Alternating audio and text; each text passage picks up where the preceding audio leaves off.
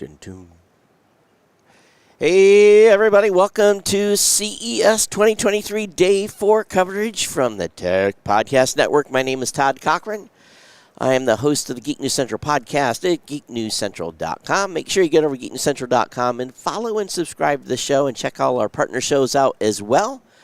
The Gadget Professor, Mr. Don Bain, has departed Las Vegas, but definitely check his show out. Kirk, Corliss, and Scott from GNC Week in Review are on deck here. And, of course, check out all the other shows that are partnering here for our coverage at CES 2023, including Plug Hits Live and also I'm having a brain fart this morning, the Tech Ranch with Marlo Anderson.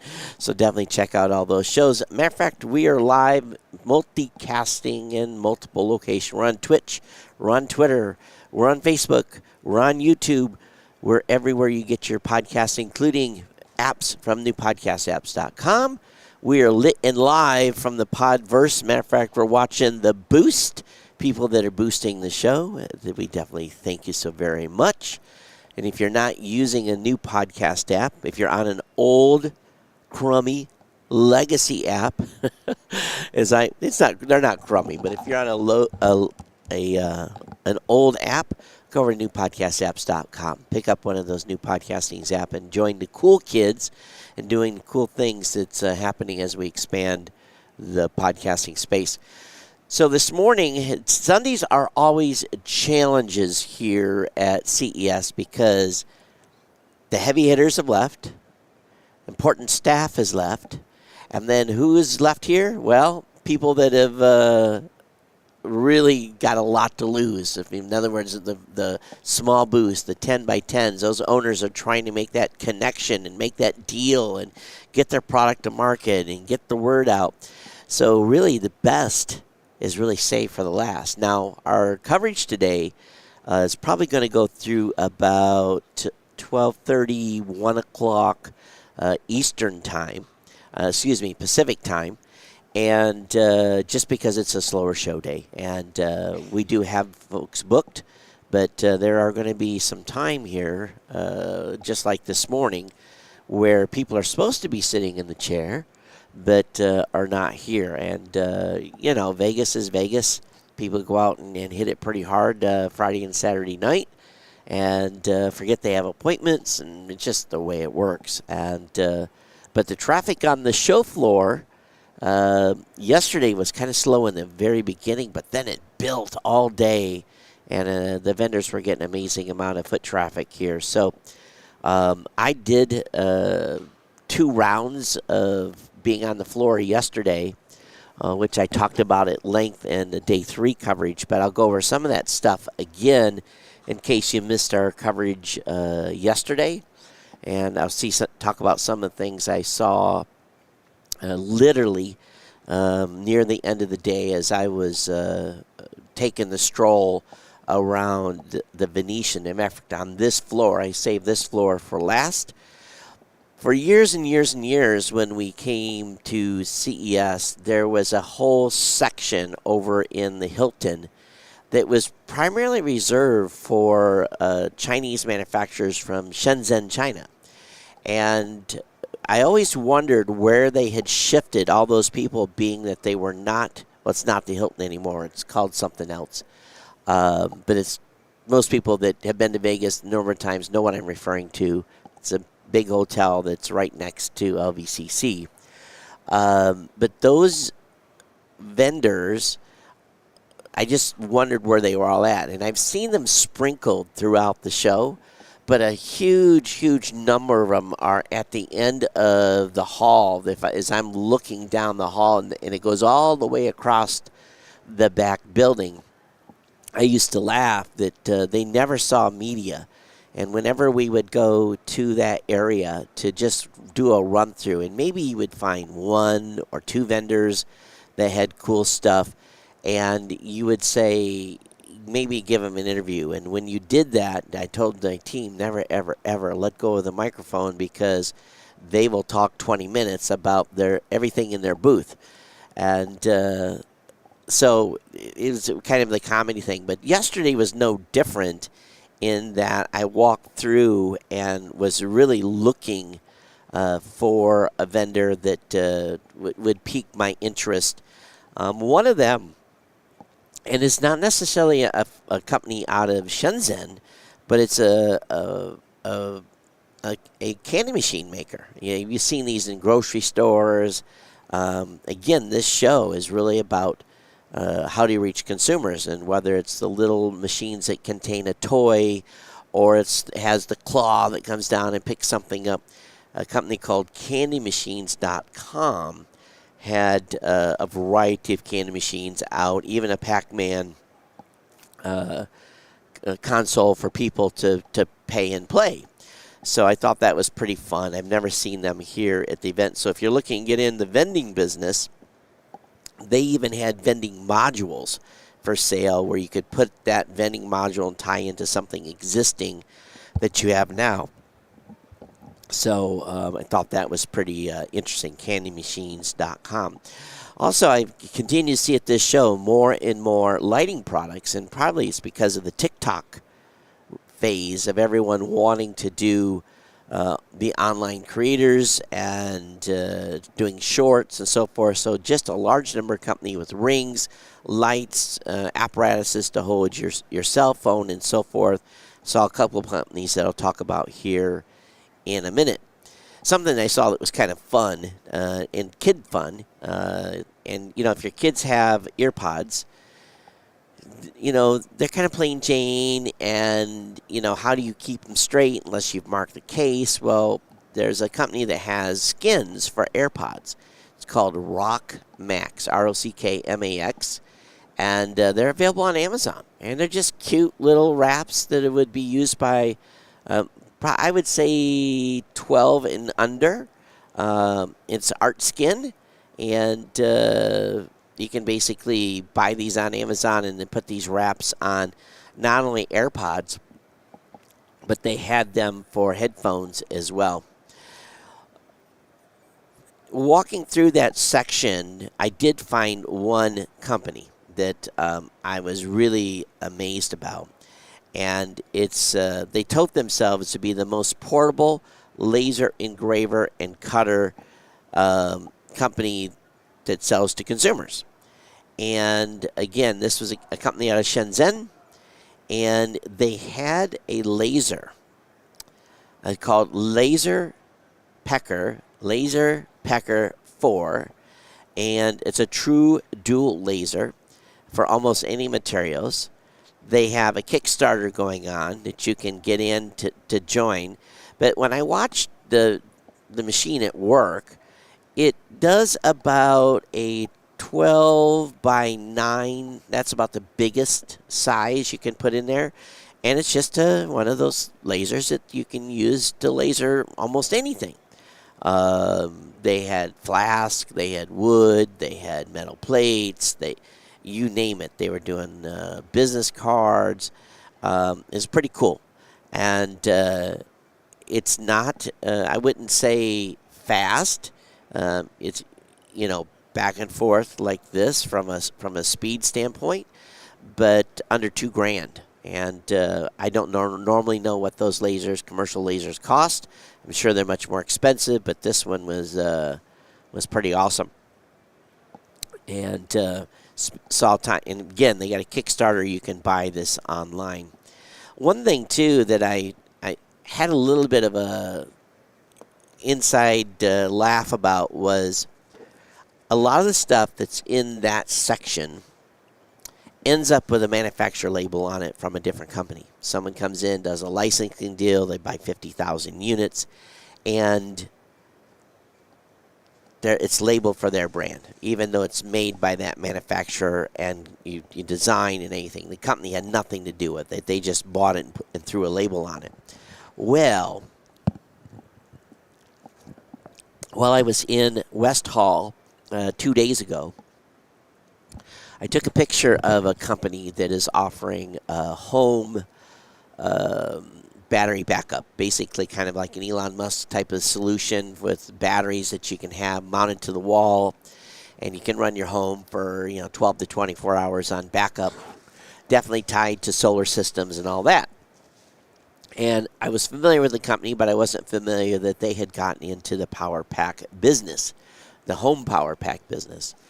So I took a bunch of pictures of their stuff, and then yesterday when I was walking over in the section where all of these manufacturers are, lo and behold, what did I find?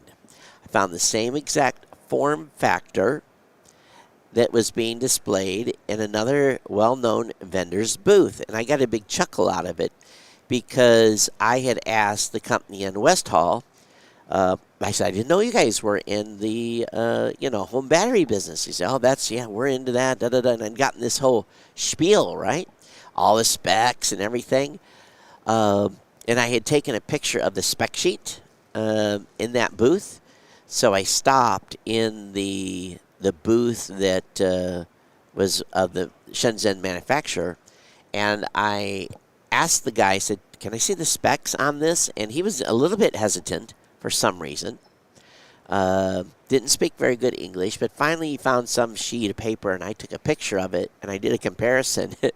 Exactly the same thing. So this is not surprising. We've seen this countless times here at CES, and be honest with you, that's what these vendors from China are hoping to do. They're hoping to sign deals with companies to have their product brought to market, and basically they benefit by selling mass quantities of these things.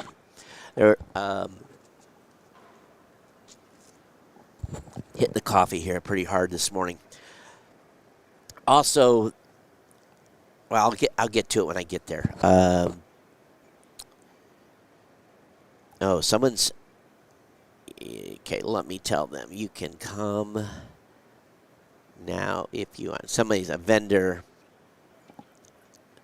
If you can come now if you want. Let's see. What is do you know what our booth number is? Yeah. Okay. I'll tell them where to come. We are next to Nanoleaf. Yeah.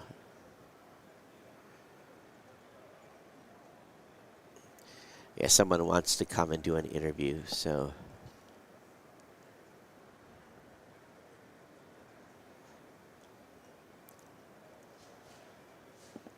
someone's trying to find that out for me.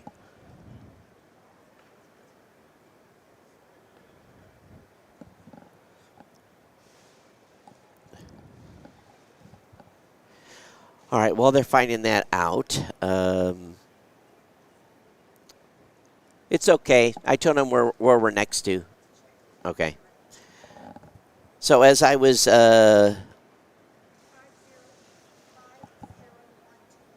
okay, 50129.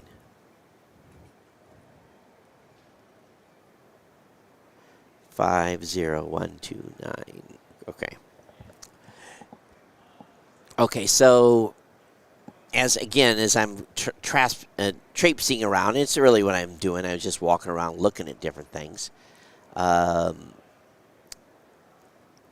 also saw a hydrogen powered generator and portable. So they have a tank that contains the hydrogen, and it runs into a device that basically converts that to energy. And I was pretty amazed. It's a standalone hydrogen fuel cell power station, first of its kind hydrogen fuel cell mobile device, provides constant and reliable power solution to individuals and businesses. Energy density up to 33.6 kilowatts, which is about 2 times 7 that of traditional fossil fuels and 100 times the theoretical limit of lithium batteries. They generate power using a chemical reaction rather than combustion. Of course, functions extremely cold conditions, no need for extra care if it's not been used for a long time, no electricity loss or standby time. So,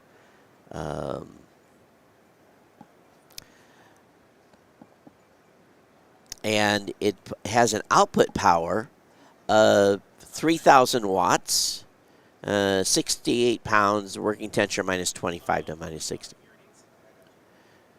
So I thought that was pretty cool. I have no idea what it costs. Not nary one clue of the cost of that particular device. Yeah, we can bring him up.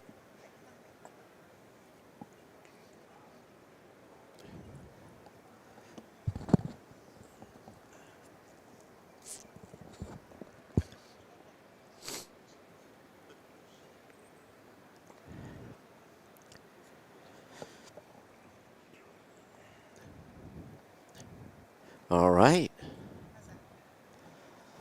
All right. Hey, good morning and welcome to CES and our coverage here. So, I talked to you folks the other day over in the booth. Yeah. Yeah. Why don't you introduce yourself and tell the audience about your company and what you're doing here at the show? Sure. Well, I'm Brian Shell, founder and CEO of Eardes. And we're here as part of the Case Western Reserve delegation. Right. They're very kind enough to invite us here since one of our founding members is an alumni. So big shout out to them. Yeah.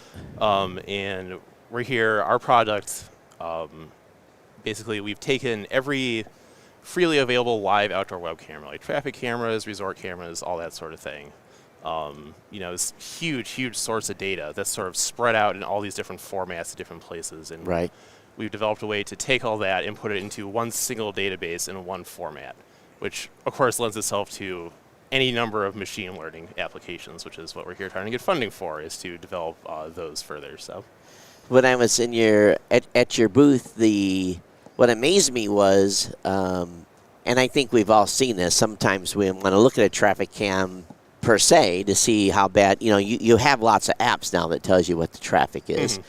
But sometimes maybe you want to look and say, I knew at least in Hawaii that some of the cameras I could see in certain stretches and I knew where bottlenecks were, and it would tell me, okay, I know my commute's going to be an hour versus 30 minutes, But I knew where that specific site was. I didn't know where any of the other sites, because each state and these things are spread across hundreds, probably maybe 1,000. 50 different formats, 50 different websites, and that's just the states. That's not even including all of the other sources that were. So you guys have mapped and basically put in a geo map. I guess that's the best way to say it. Where every traffic cam is in the database, and you can see along the route you're going, and these other sources too, where actually cameras exist. Yep.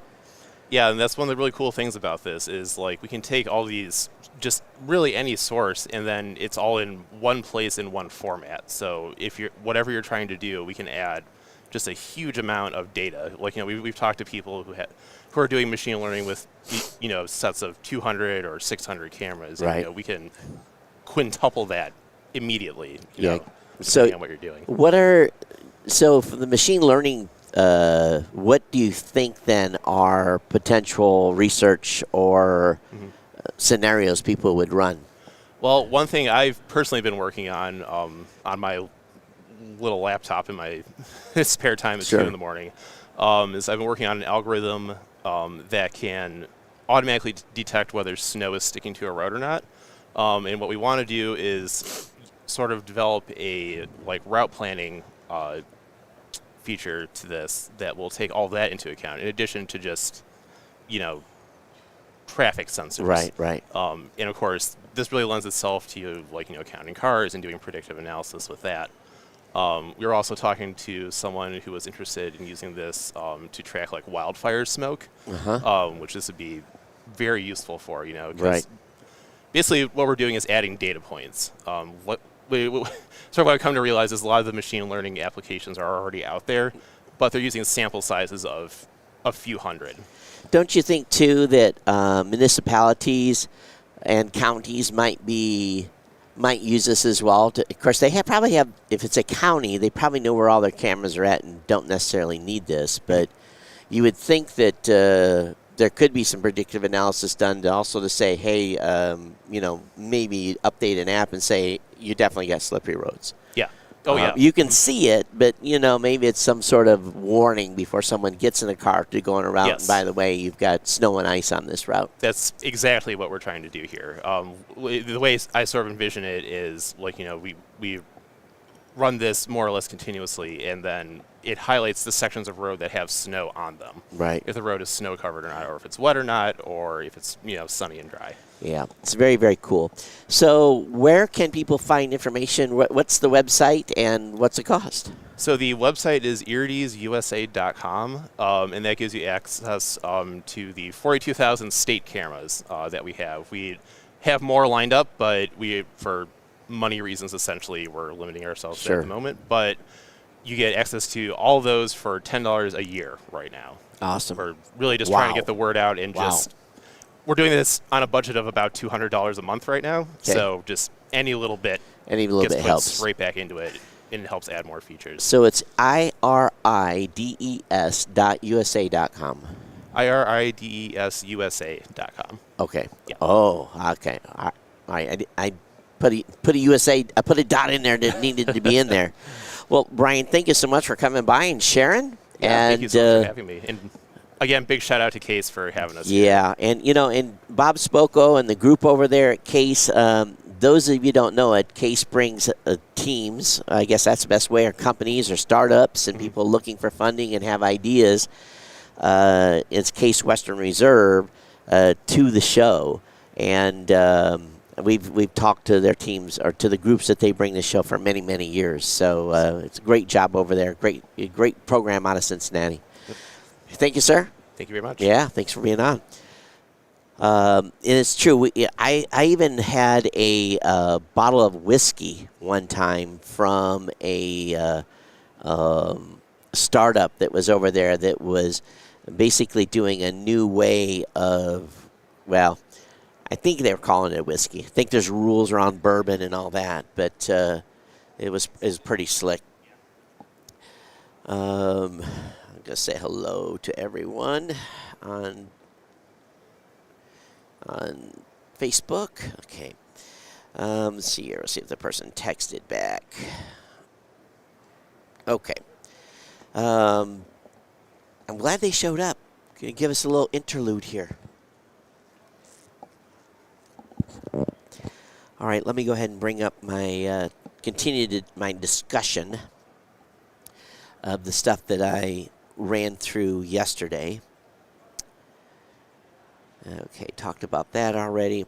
Also, the company Whisker was here, so if you've got cats and would like to have a little more clean litter box, they were here with some new products. A company that is definitely looking for more folks to do battery business with is a company called Hame, H-A-M-E, which, by the way, was the company that licensed some stuff. I saw a really, really cool ergonomic table. Real nice finish. A lot of the ergonomic tables that raise and lower are typically have kind of this flat mat type of design. If you like something a little more splashy, the Ergo AV ERDS1-01B was really, really nice. And I'll have these pictures in our live blog. Run a little bit behind on the live blog postings, largely because just sometimes the internet doesn't support us that well. There's also a company, and sometimes you walk into a company's booth and say, I want that. And the company I saw that had this cool portable projection screen that would be perfect for a trade show booth, I said, I want to order that. How much is his? He says it's $80 in quantities of 100. And I'm like, okay, give me your distributors, people that are selling these for you, because I just need one. And so that's sometimes the case when you see something and you're like, oh, that will work perfect for this solution. And then you're like, okay, I don't want to buy 80 of them. And again, some companies are here strictly to find distribution deals. A new company with Christmas tree style lights is called Popo Cola, P-O-P-O, Colo, Popo Colo, P-O-P-O-C-O-L-O. There's a lot of these popping up because there's one very, very popular company that their stuff is very expensive, very, very, very, very expensive. And so there's competitors that are popping up in the market with a more discounted price, easier to swallow on the checkbook when you're thinking about picking up lights that will drape over the top of bushes and on the side of your house or even on your roof. Again, Popo Colo was the company. Also, just because I'm a mic dude, I ran through and saw a company called Fifine, F-I-F-I-N-E. They had every imaginable type of microphone in their booth. And again, it will never make the market as F-I-F-I-N-E. It'll make the market with someone else's logo on it, probably on some Amazon site. Someone will be reselling these things. So I just took a picture of the booth, and I'll be posting that in the live blog. Essential oils and aromatherapy are lovely, and I don't know how many of you have an aromatherapy device. And basically, you take most of the devices are very, very simple. They contain a water basin of distilled water. You add essential oils to that basin, 2, 3, 4, 5 drops. It circulates it up a little bit, and then it produces a mist. And those are, I have one in my house. I absolutely love it. And I came through and I found a company called WeMore, W-E-M-O-R, the WeMore 2. And it was basically a aromatherapy machine. And it was really nice. And what I found unique on the back of it was it had 3 essential oil basically screwed up into it. I thought, oh, I can put my essential oils directly in the back and let it pull from it. I don't have to put drops in. Well, that wasn't the case. They're selling the cartridges, and there's only 3 types of cartridges, and then you run a program. It tells you what you want. You tell it what you want, and it produces the aromatherapy. And I asked what the recharge cost. The initial unit was a couple $100, which is pretty high. And the second part of it, the app lets you pick out what you're trying to achieve: relaxation, etc. I do mine oftentimes for relaxation, and I have different essential oils for different purposes. But they had only 3 in the back, and they put the mixture in it that you desire. And then what happens is once the essential oils run out, you have to buy them from again, and it's about $60 to do the refill, which is not bad considering some essential oils can be $30 or $40 for each container. So it wasn't that bad, but I just wanted to have more control. and the lady didn't fully understand that. But again, it was a pretty nice device, and an app to go along with it as well. Lots of products here for cats and dogs. There was a company called TikPaws, TIKPAWS, and they're actually, some of the company names don't mean where their actual product is located, and I don't know. It looks like they were on LinkedIn and they have Facebook and Twitter, but it's the actual company's website is SZ Pet, and then it's Pet Trust, P Trust, SZPETRUST.com, and I've got a couple of cats at my place, and I have one of those self-waterers. But if, like this week, I'm out, they're self-feeding, there's plenty of water for them, but there's really, and I get back, I'll have to wash that water bowl because it's kind of been a week, right? This was basically a waterer for cats that circulates. So to me, that was pretty impressive, and definitely the water, it looked fresher. So I think this was a pretty cool thing for your kitty cats. TikPaws and TIKPAWS, but the website is SZPETRUST.com. Also, I looked at the world's safest baby seat. It's from a company called Baby Ark, BABYARK. Now hold on to your hat. This child seat is over $1,000, but it has won a bunch of awards. It has some very unique features I've never seen in a car seat ever. It has a base that not only sits in the seat and gets strapped in, but has a ledge that comes out and it goes down on the floor to provide stability for the car seat. There are essentially compression spring or compression military grade shock absorbers in it that allows the seat to have some absorption effect from an impact. It has side impact dampening through a unique system. It will tell you if everything is not set up correctly. It basically has a red indication that says baby's not locked in, the straps aren't tight enough, or it's not connected correctly in the back of the seat. Excuse me. But this thing was pretty amazing.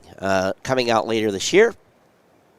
Again, it's going to be over $1,000. So, you grandma and grandpas out there, if you have a son or daughter that is getting ready to be needing a car seat, this thing is the Cadillac of car seats. It's beyond impressive. And again, I think what you'll see here is this will probably make some pretty big news in the U.S. once it's on the market. If you're watching live, make sure you check in and say hello this morning. Again, we have people lined up, but we'll see as they arrive. It could be a pretty slow morning. We're going all the way to about 12:30 today. We do have our best of show picks we're going to do later. So thanks for joining. The next company that I looked at is, our feet. And you find that out at this show. At the end of this show, your feet are just, throbbing because you've just about had enough. I think I did 18,000 steps 2 days ago. I think I did about 14,000 yesterday. So putting in a lot of steps at this show. So there's a company called AETrex, AETREX. And this is something that blew me away. We've all seen when we went to a shoe store, someone bring out the shoe horn and you basically put your foot in it. And it tells you how wide your foot is and, what the length is. And I think if you're a grown adult, you probably know your shoe size. Well, they've got about 300 or 400 locations currently where you go in, you take your shoes off, take your socks off, and you step onto this device. And it measures everything. It takes a 3D image of your foot, both right and left, tells you exact shoe size, tells you about your arch, tells you about pressure points, all these things that need adjusted. And they do have the ability to buy inserts. Now, I'm not a big insert person. I've bought inserts in the past. I've never been impressed, but these are custom-made inserts that are designed from a 3D picture from your foot. It's as if you stuck your foot in a mold, and then you pulled your foot out, and ta-da, you've got, perfect mold for inserts. Well, not only do they tie this to the ability to buy inserts, but they also have a database of shoes from different manufacturers and what shoes will fit you the best based upon your foot width, your arch, all of these things that are tracked. That they've actually done the inverse and mapping shoe manufacturers to see which feet are going to work best and who have be the most comfy fit. So I would love. Let me. Okay.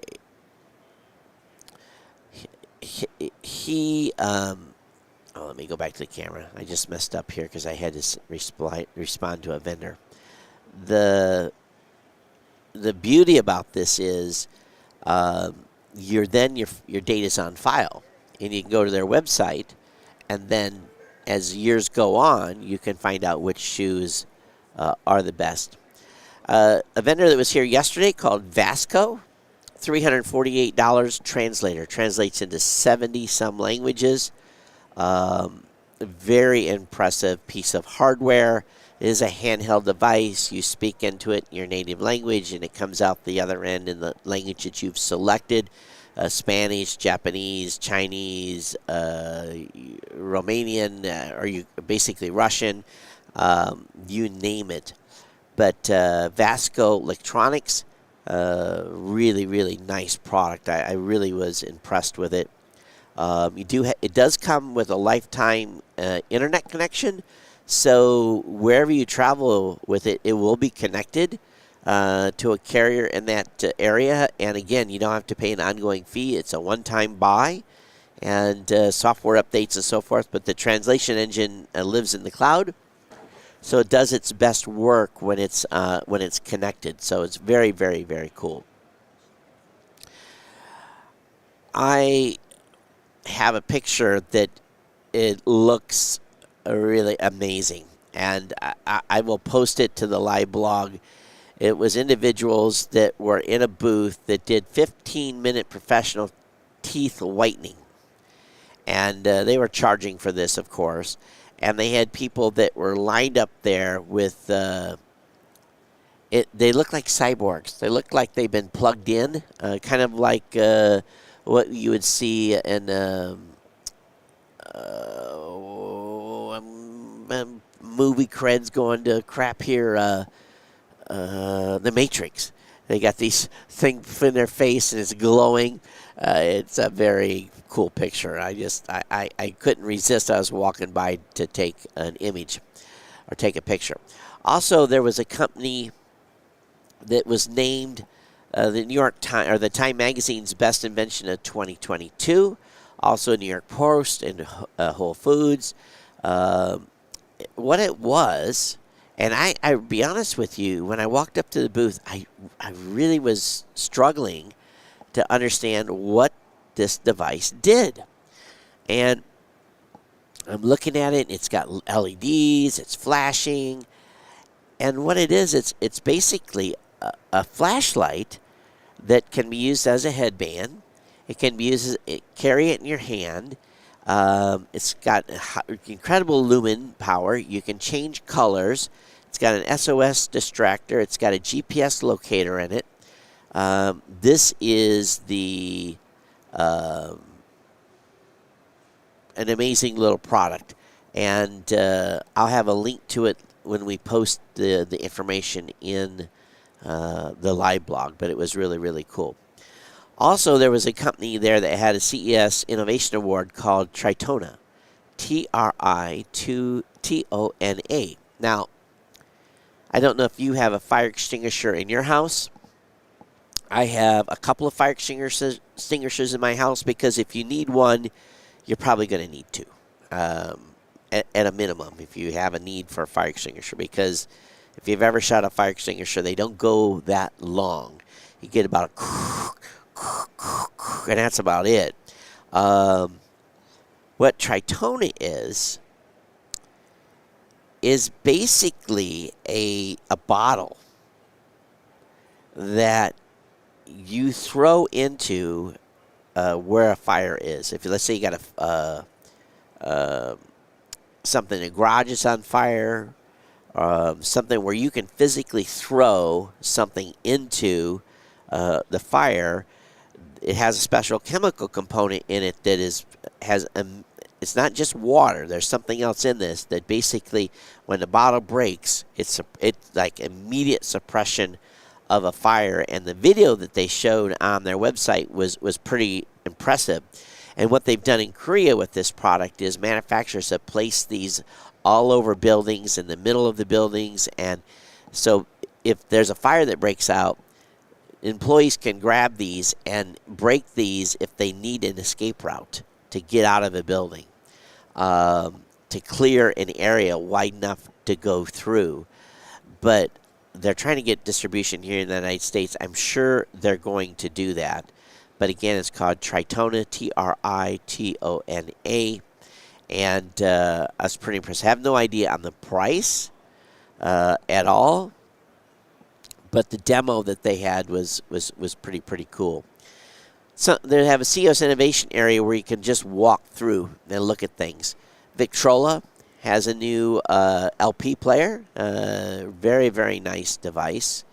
The folks that, keyboards. How did keyboards get awards? Well, the folks at Targus have an energy harvesting EcoSmart keyboard, and as I'm reading this, it basically combines advanced energy harvesting solar technology with post-consumer recycled materials and ultra-low powered Bluetooth. It is in sustainable packaging.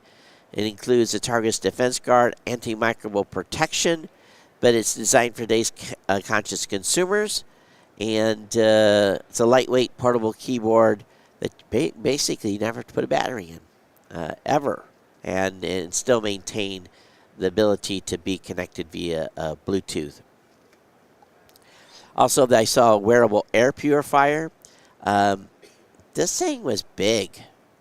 I don't know who, and honestly, would wear this. It's the world's first air purifier with noise-canceling earbuds.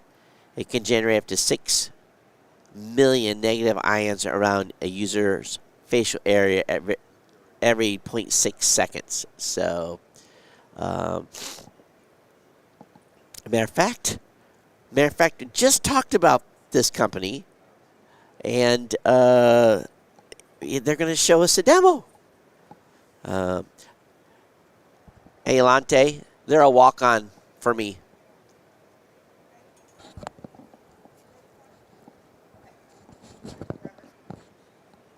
Hey, doing good?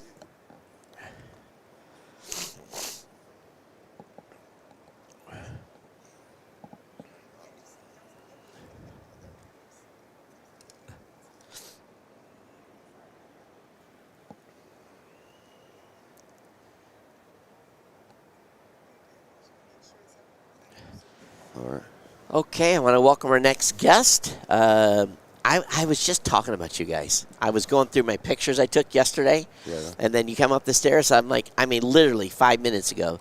So welcome to the show.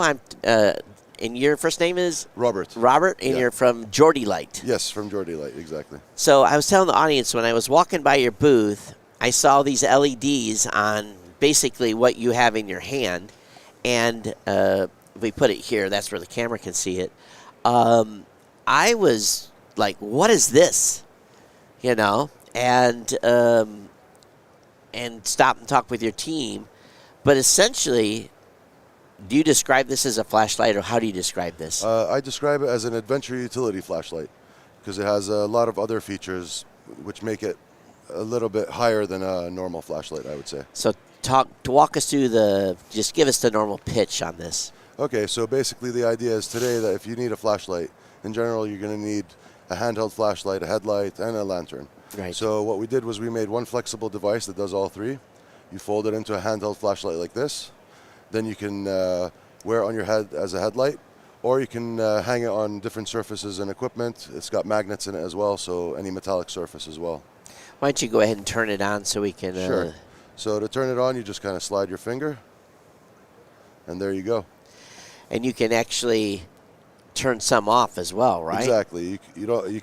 All you need to do is touch the lights that you need on. Oh. And you have as much or as little light as you'd like. As you need. And then each Geordie light comes with the ability to store up to 9 different colors.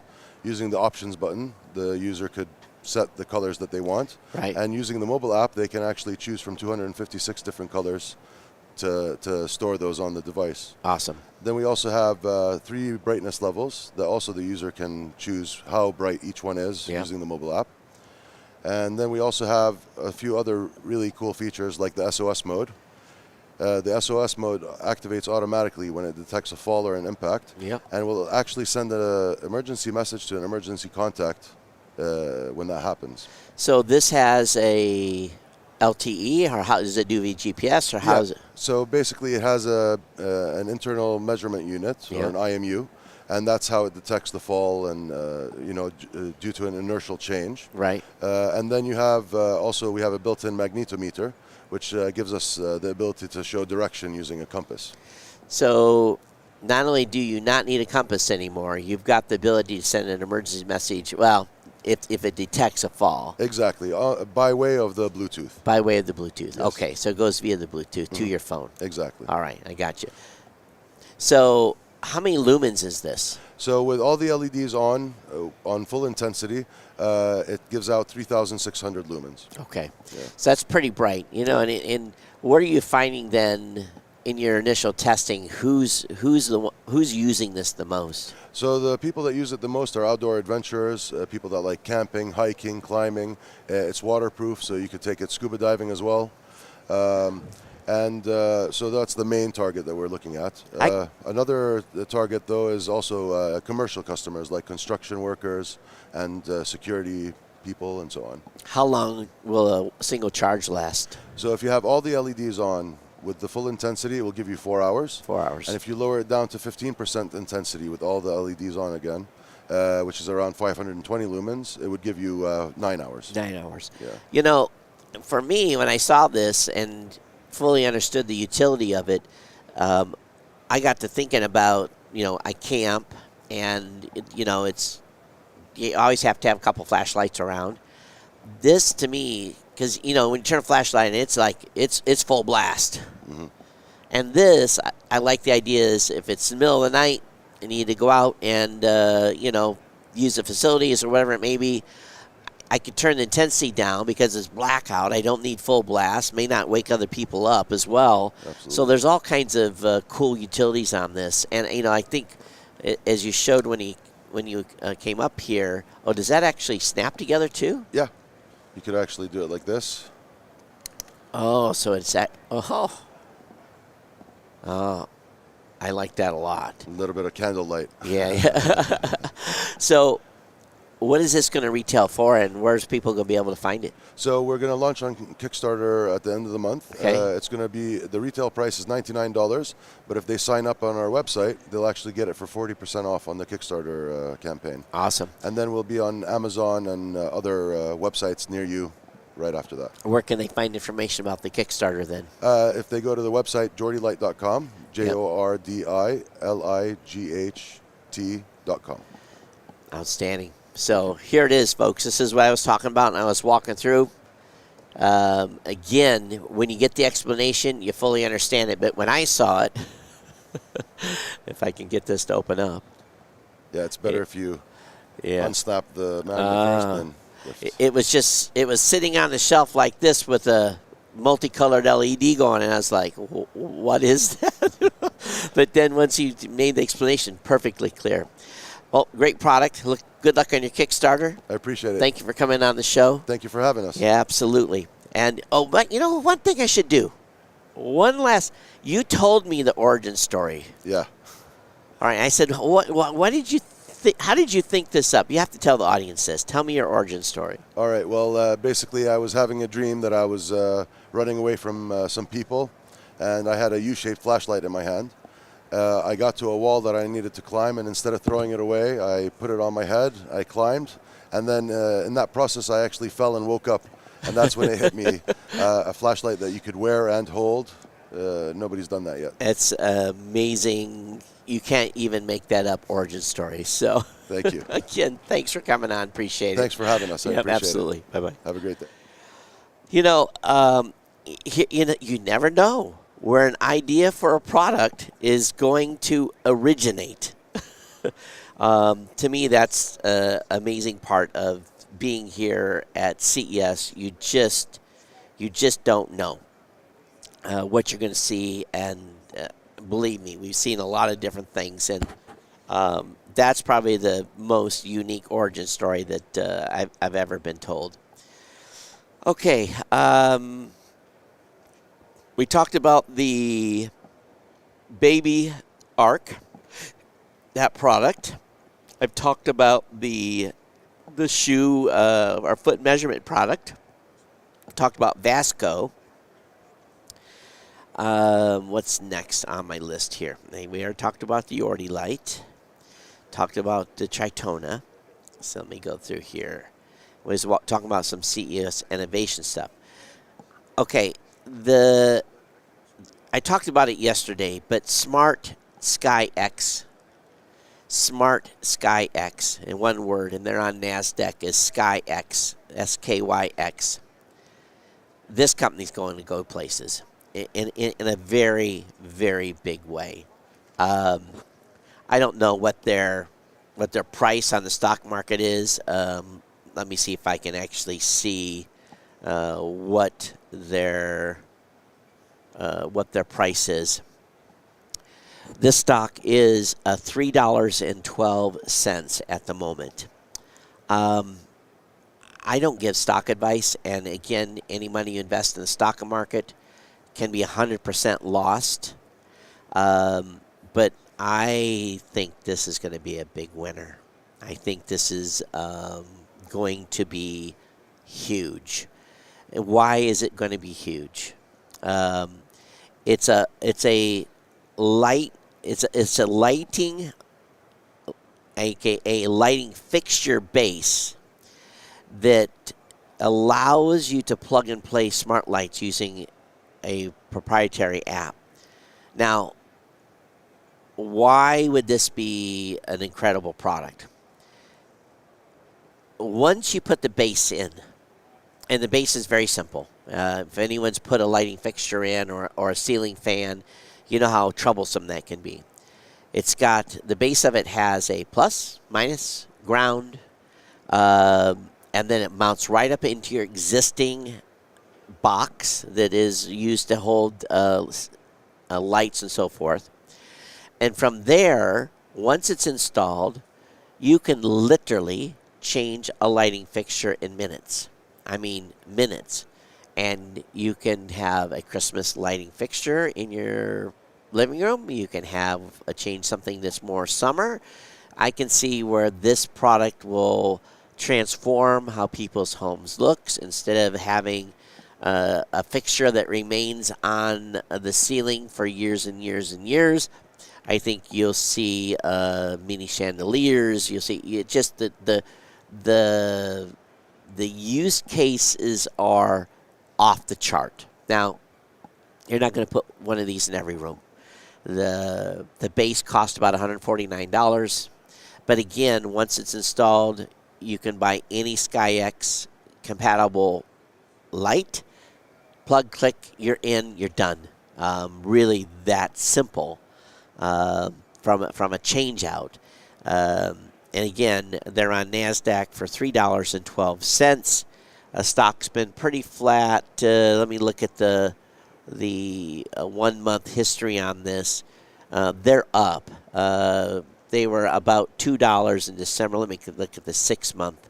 They've been high as about $6-7, down as low as $1.60, and now around $3.12. Just based on everything from this show. Again, you can lose every penny you put into this, but I might invest in this company from buying some stock personally. I think that stock is going to be going places, just because of they have 60 patents on this technology that they're using for lighting. So again, haven't been paid. Just looked at the product, saw how it worked, saw how easy it was to change a light, and some of you think, well, we'll change a light. But what if you could? What if you could change a fixture, the actual lamp, on a yearly basis, or you want to have a different look for a holiday? I think it's going to be big, big, big, big. Also, another company that I was not familiar with at all was called Pivo. Incredible product for people that are creators, specifically people that do TikTok dancing and that kind of stuff. This Pivo is it allows you to have smooth tracking, but it does more than just tracking you. You can set your phone into the mount, into this Pivo mount, and set it to do a 365. Do a smooth 365 picture, and it also has the ability to move it from room to room and then stitch those pictures together and have a transversable image. You have the ability to stand in front of it and walk, and it will track you. And if you want to get closer, you just make do like this to the camera, and it will come closer to you. This is a pretty cool product from mobile device and accessories. Again, Pivo Max and the Pivo. They have 3 versions of this. A pretty cool product just for creators alone. You can use remote control, or again, tie it to the app. One of the companies that was here that I didn't get a good picture. Let me see if I can see the company name. They use graphene to basically produce heat that is not in. It looks like fire, but it's not. It actually has heat coming out of radiated from it as a display. One company was called NanoWeb, and they have transparent EMI shielding in a microwave. So you know how in a microwave they've got that basically it's those little holes you see through, but we've never had. You can't really see like clear glass through a microwave. Well, this company has done that. Again, it is called NanoWeb. It's transparent EMI shielding film, and if they grow like I think they're going to grow, we will no longer have to have that poke hole grid in front of a new microwave that you'll buy in the future. For the fellas out there that are tired of blowing snow, for those of you up there in snow country right now, Yarbo has the product for you. It's a remote-controlled snow blower. Pretty impressive. It's on a track, and you basically can run this thing without. It's programmable too on where it's going to go, so you don't have to go out and snow blow. You can sit in the, or you don't have to maybe go out with it, but you don't have to get snow blown all over you as it drives through and does snow blowing. So Yarbo, Yarbo.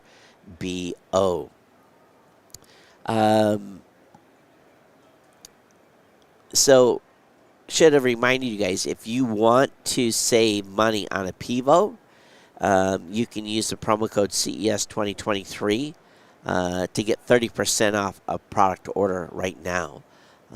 So listening to the show, you save yourself 30% off on their starter kit.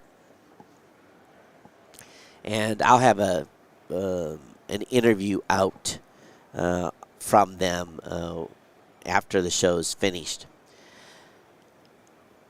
I've never really been a pizza maker, and I found one that was produced by the company Geneverse, Geneverse. It's called the Halo, and it is basically an outdoor pizza oven.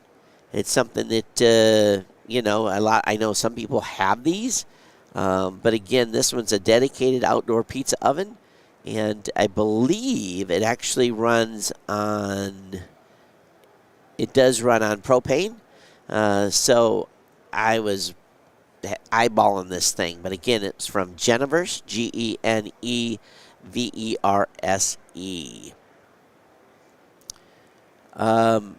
For those of you that are contractors out there, I would love to hear your opinion on a product from Recon, Reekon. This is a world's smartest tape measure. It's a standard tape measure, but it's tied to a digital output. You can store lengths. There's all kinds of things you can do with this. To me, I looked at it and I thought, wow, that'd be cool to have in the toolbox. But I really don't know, tape measure is tape measure, right? I have the capability of looking at the length and, knowing what it is. And if I'm measuring 3.5 feet, it's pretty easy, right? But this particular tape measure is basically the world's smartest one. It's got a digital readout on it and everything. So I kind of thought that was cool. Yesterday we had a vendor on called Contents from Contents.com, another one of those AI writing platforms, kind of similar to ChatGPT, or what's the other AI one that is in the United States? But anyway, they were here. Check them out. So that was what happened yesterday as I was walking through the halls and some stuff. This hall and stuff that I saw yesterday. Did not get interviews with all those folks. Some of it was very self-explanatory. Don't need to spend 3 minutes talking about an electric tape measure. A picture's worth 1,000 words. So we'll get those in the live blog. Again, this coverage of the CES is day 4. This is our final day of coverage, and we knew it was going to be a little slow. Didn't know it was going to be quite this slow this morning. We've got a couple of hours worth of coverage left. So at some point we're going to do a swap out, or I'll invite Scott up here to chit-chat. The team's, I think the team is pretty toast at this point. We've all been going pretty hard. Really, this is for us, even though it's day 4 of the show, we've really been going hard this is 6th day for us, day and a half to get the studio set up and dialed in, and then all the other events in the evenings and so forth. So a pretty extensive show. I was going to look at our live blog to see if there was stuff on there that other team members have taken pictures of. And the live blog is available at techpodcast.com, geeknewscentral.com.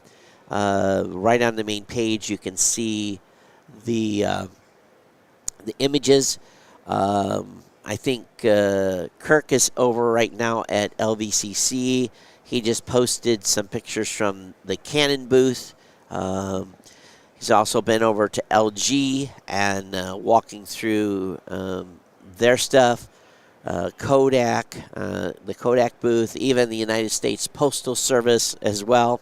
So it looks like he's making the rounds. He also looked at some 3D pinball machines, which is great. Yesterday, he covered a company called CubeTail. That's up in the blog.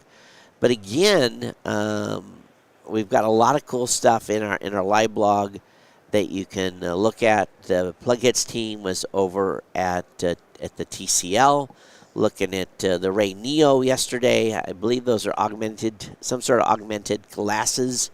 I'm not 100% sure, but it's a smart wearable, I guess. So Alante and the team over there got an interview with them, and that'll be up after the show as well. But it looks like that Plughead's team yesterday was as well at Canon and doing an interview. A lot of gamer stuff. That's their team does a lot more. I do no gaming coverage, zero, and that's where the Plughead's team does do that. So if you're looking for the video gaming type of coverage, definitely look at Plughead's Live or and their content. So again, a lot of cool stuff going on with the live blog. You get a little behind the scenes here, what's going on. They were over at Unistellar, which is a company that has telescopes. Very nice. But again, it just goes on. And of course, I had some pictures from Sony and the Star Sphere that I was pretty enamored with a few days ago. But again, my phone is full of pictures that have not yet made it to the live blog. We'll make sure that we keep that open so for team members to continue to contribute stuff for the next couple of days as we get caught up as the show comes to an end. But I think what we're going to do for a second is we're going to just take a short break. We'll be back with you in a few minutes. I'm going to stand up, stretch my legs, and then we'll come back and continue our day 4 coverage.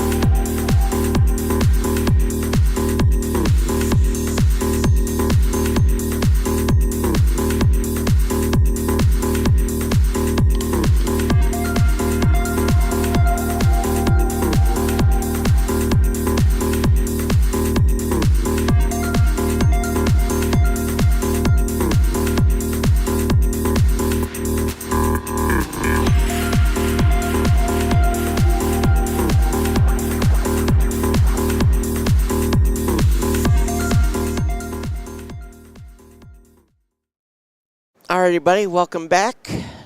Oops.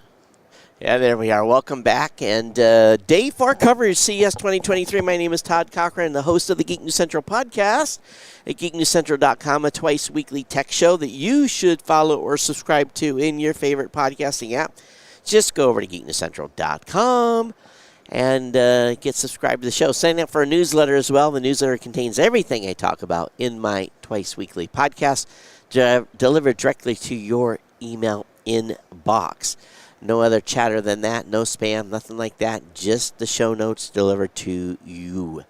Definitely subscribe to our other shows. They're part of the network here that we're covering for Tech Podcast Live. You can find all the participating shows at techpodcast.com. Those include GNC Week in Review, The Gadget Professor with Mr. Don Bain, the Plug Hits Live and the Plug Hits Live team, and, of course, the Tech Ranch with Marlo Anderson. All those are the teams that have been here bringing you essentially about 40 hours of content from CES. Maybe not that much, maybe 30-some hours. And definitely we want to thank all of you supporting our sponsors. I'm also the founder of Blueberry Podcasting at blueberry.com.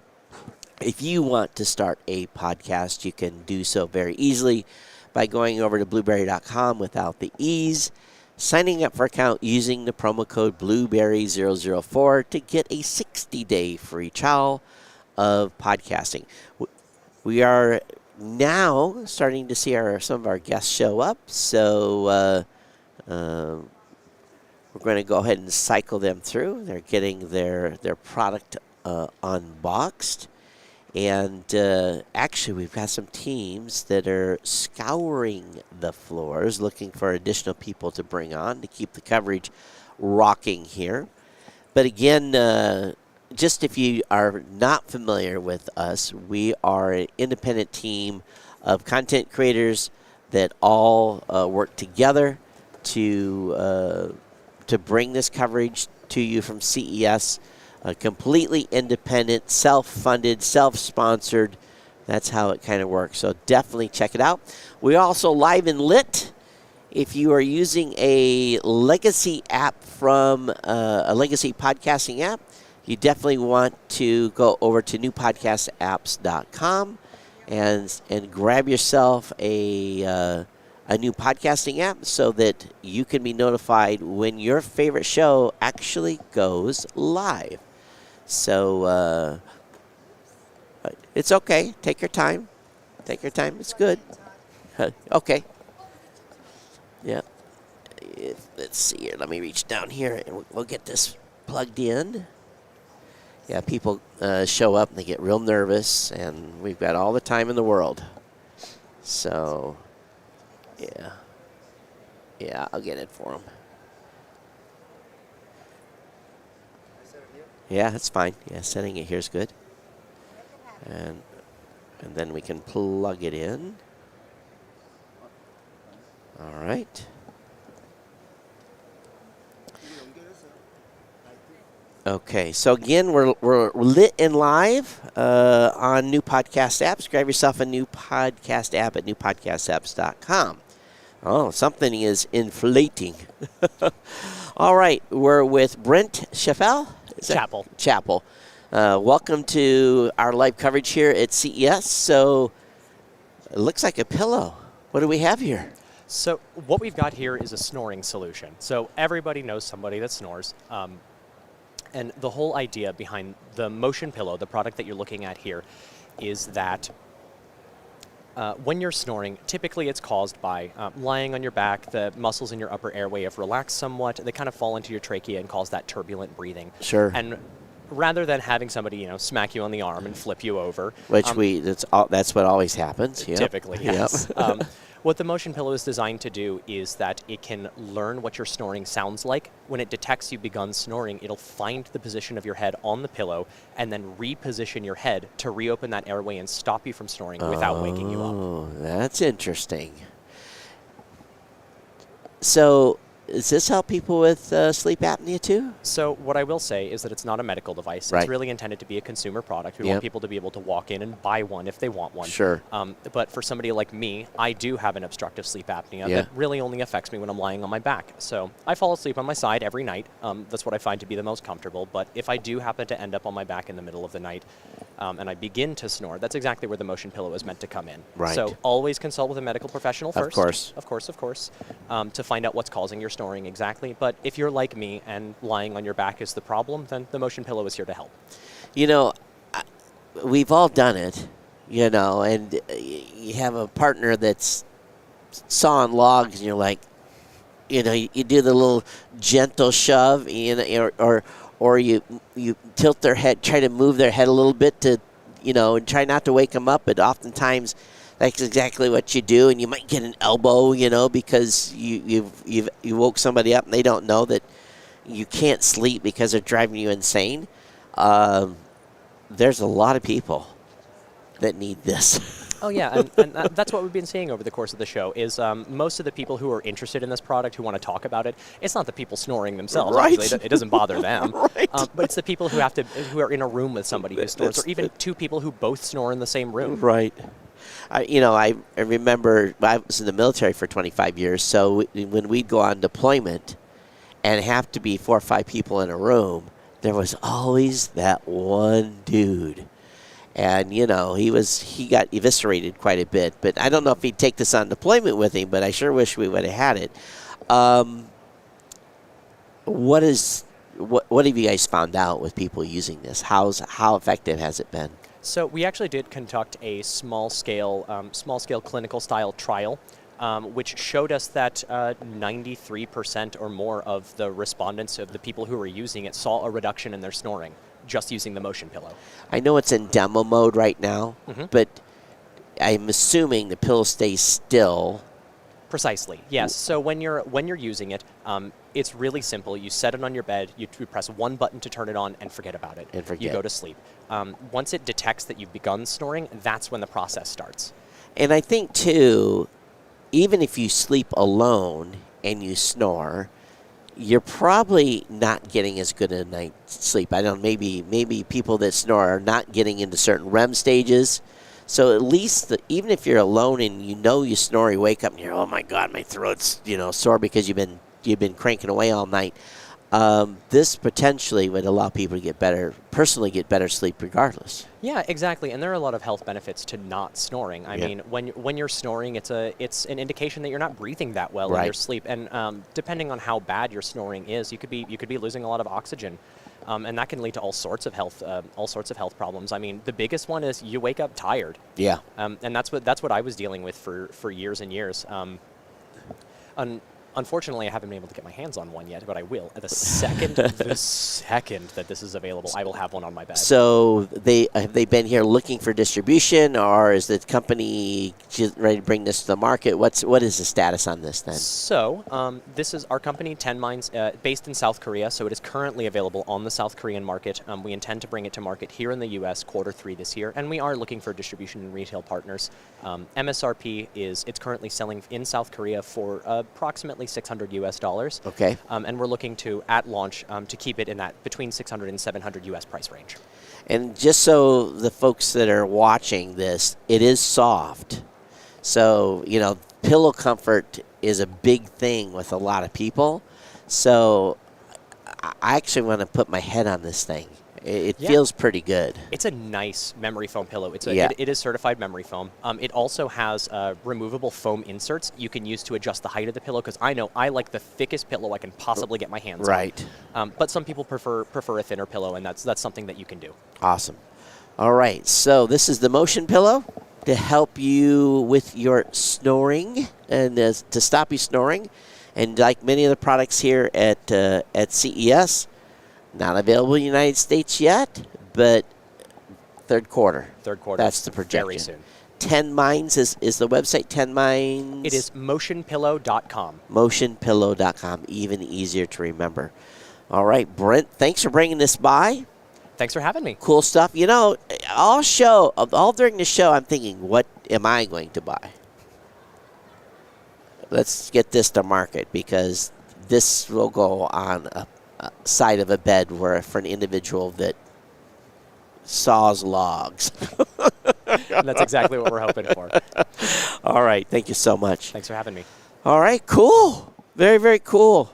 Again, motionpillow.com, not yet available in the United States. And I know you've been seeing it go up and down when we're doing the demo, but don't worry. Again, it stays still until it needs to move your head, and then it moves you gently. So you don't. Oh yeah, let me unplug. I'm sitting here holding the plug. They can't take it off the screen. And if anybody wants to help with distribution, I'm sure they'd be happy to talk to you as well. So again, not a medical device, just so we're clear there. We have to be very, very, very clear about that.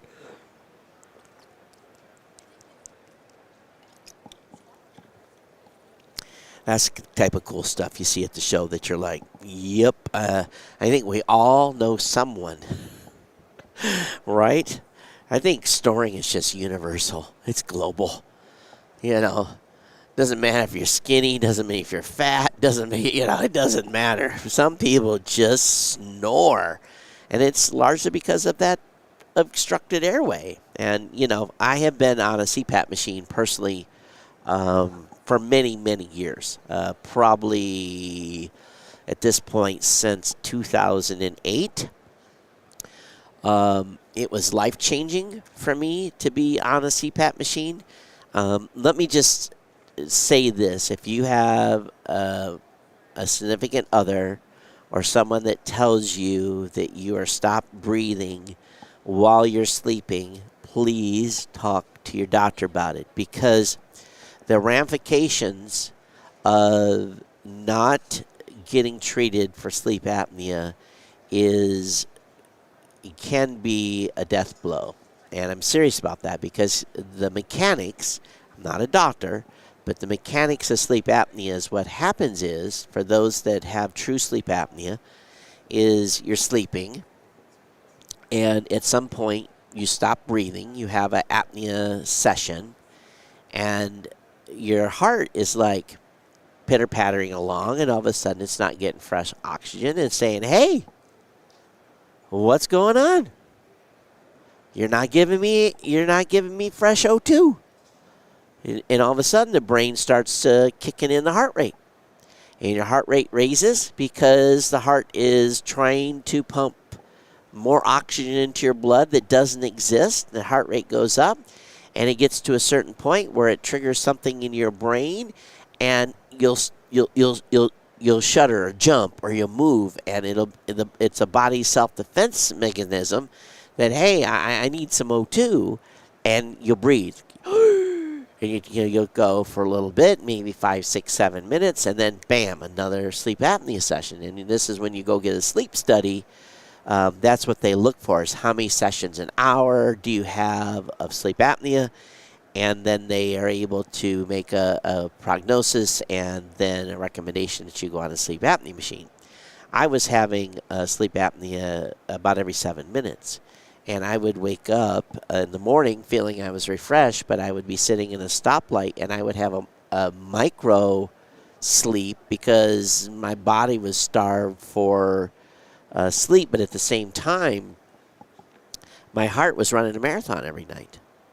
And what sleep apnea leads to, amongst other things, is diabetes, blood pressure, enlarged heart, all kinds of crazy factors.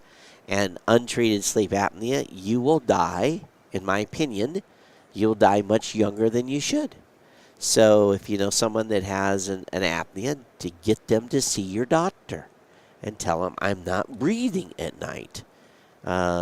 You stop, and there are apps now, if you live alone, to kind of monitor what's going on with you too, so that, if you're waking up and you're not feeling right, or you're having micro sleep sessions at stoplights, then it's something you should look at.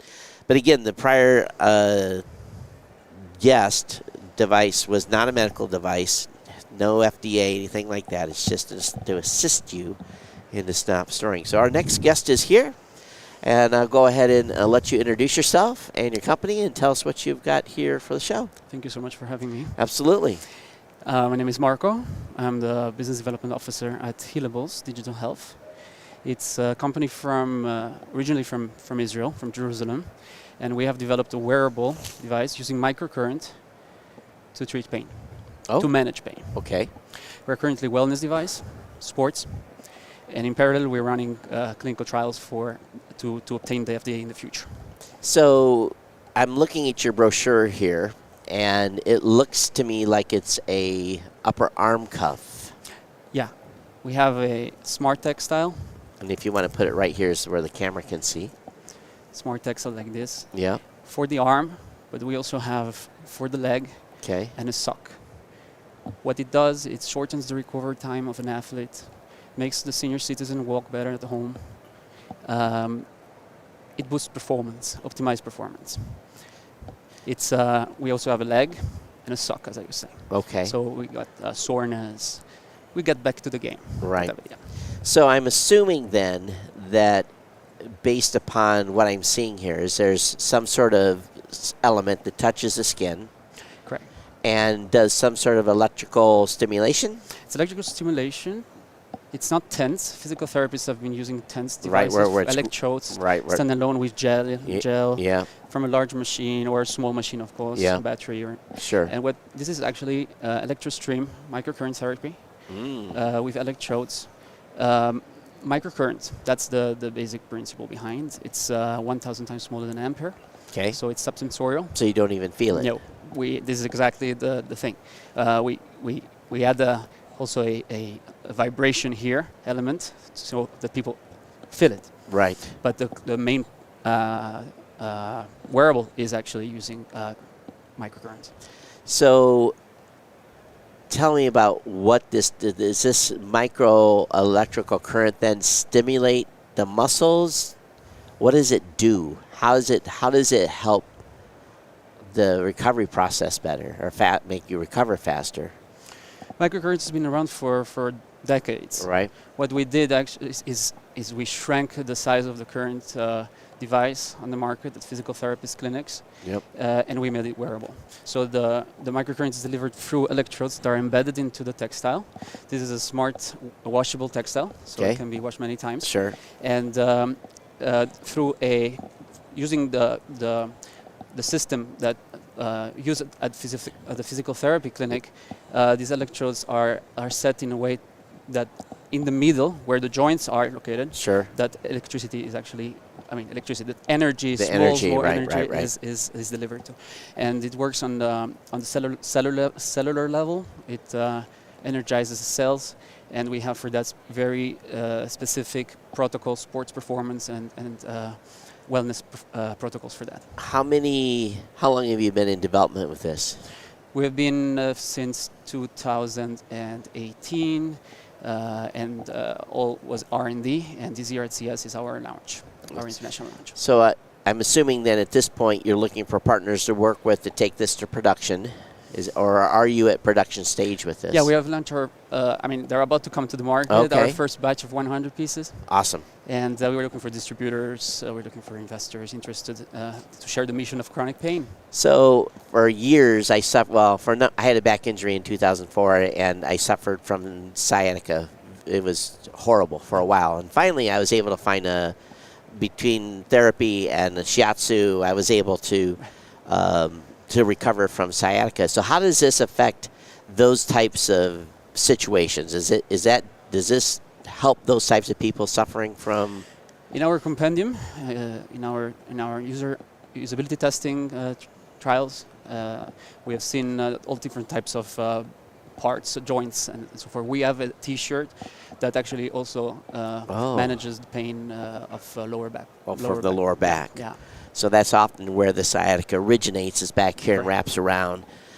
Well, that's very, very cool. So do you think insurance is going to cover this, or will there be, where are we looking at price-wise on this? We're looking price-wise at this, for our interface at $899. Okay. $899, and for the sleeves at $99, and using the SaaS model as well for physical therapists, chiropractors, PTs who actually want to use it.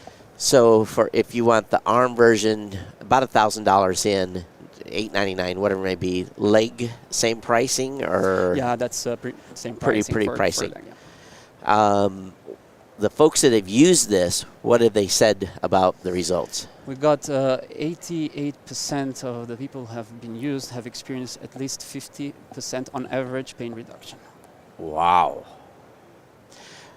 Muscle pain, or I guess there's a variety of different. When you break a bone, that's a certain type of pain, right? Yeah, of course. Everything is depends on the subject, depends on the specific. We are not medical, so obviously we can't talk about that. Right. We're wellness and sports. Okay. So it's again shortening the recovery time. Yeah, so muscle soreness, that type of stuff. Yeah. Okay. Get back to a game. Yeah. Really awesome. Congratulations with getting to launch. That's so the long run. Yeah. Healables.com, is that the website? Correct. That's it. All right. And we actually have a U.S. company as well, based in Miami. Okay. For commercialization in the U.S.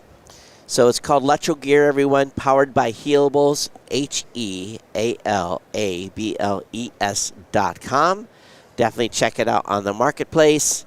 Go to their website. Again, just coming to market with this. And for those of you that are athletes or PTs or whatever it may be, it sounds like a product that you want to may add to your repertoire of treatments. So Thank you so much for coming on. Thank you so much for having me. Absolutely. Appreciate it. Thank you. Again, this is Brent Chappelle from... No, sorry. What was your name again? Marco. Marco. Look at the old screen. All right. So Marco from Helibos. Thanks. Thank you. We'll edit that.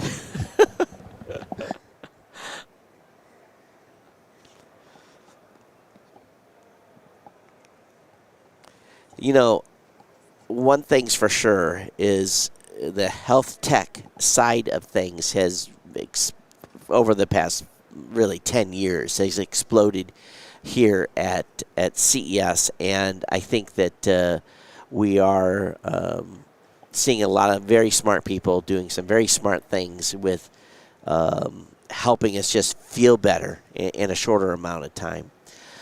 All right. Let me look at where we're at here, and just kind of checking our streams out and see if any of you have touched base with the show. If you're watching live, make sure you say hello. Hello, Bill. Hey, Kirk. Hey, Jim. Thank you all for checking in to the live coverage. Excuse me, live coverage here. If you're listening to us on a new podcasting app, Podcasting 2.0, newpodcastapps.com. Send us a boost. Send us a boostagram. Let us know that you are listening to the show. I see that Mike Dell via Podverse was doing some live boosting about 4 minutes ago by the minute. I definitely appreciate Mike, you for doing that as well. I was going to see if I could bring it up here on my screen. Yep, I don't think I can because I don't remember the URL. And go search for it. This is the advantage of having the laptop here on the desk today, because yesterday I had my iPad and it was kicking my butt. No, I want to do. Oh, that was nice. I just dropped my water, but that's okay. I'll get it later. Don't worry. Yeah, let me bring this up. Connect it to my account, and we can actually see what people have been boosting, if anyone's been saying anything during the live event. I'm looking at the boostagrams. Mike says, great show. Wish I was there. 1,000 sat boost. We got love the lit stream from Anonymous yesterday. 10,000 sats. We got 10,000 sats from Mitch. Says, congrats on going lit. I'd love to hear the process is working for you. So anyway, we've got some boosts that have come in for our live stream. If you have no idea what I'm talking about, newpodcastapps.com, ladies and gentlemen, is the place to go and replace your old fewer basically, new podcasting apps add a lot of features to what you would normally find in a traditional podcasting app. So kind of on a mission right now to move many of you over onto those new apps so that you can support shows that you love with micropayments without transaction fees. Imagine trying to send someone $1 via PayPal. Well, PayPal takes 49 cents. When you're using a new podcast app and doing it with Satoshis, it costs about a penny. So that is a big, big difference. Everyone wins. Not only do you get the amount that you want sent to the creator gets the exact amount, and the fee is very, very tiny. So that's the best part of this new Podcasting 2.0 initiatives that we're undertaking right now. So if I'm looking out here at the crowd today, and again, I did this a little bit yesterday, you can often see traffic volume based upon how many people are in the hallway. So being this is the last day of the show, I would say we are about... The first day was slammed. So if I use the first day as a comparison, I would say today we're at about 35% of that original maximum traffic amount. And being that it's 10:30 here in Vegas, and considering Friday and Saturday nights are pretty hearty party nights in Vegas, I think that we should not be surprised that the traffic's down a little bit. This is a big show to cover. It's like the equivalent of 100 football fields. 4,000 vendors across every potential consumer category that you can imagine. It's accessibility, health, smart home, 3D printing, furniture, smart kitchenware, health, everything for the traditional stuff you would think you would find at a consumer show like this. That home routers, switches, gadgets, cell phone covers. It just goes on and on and on. The extreme number of categories. Home lighting, a big new category is LED lighting. The company right off to my right called Nanoleaf. They have LED lighting for the home. Very elegant LED lighting.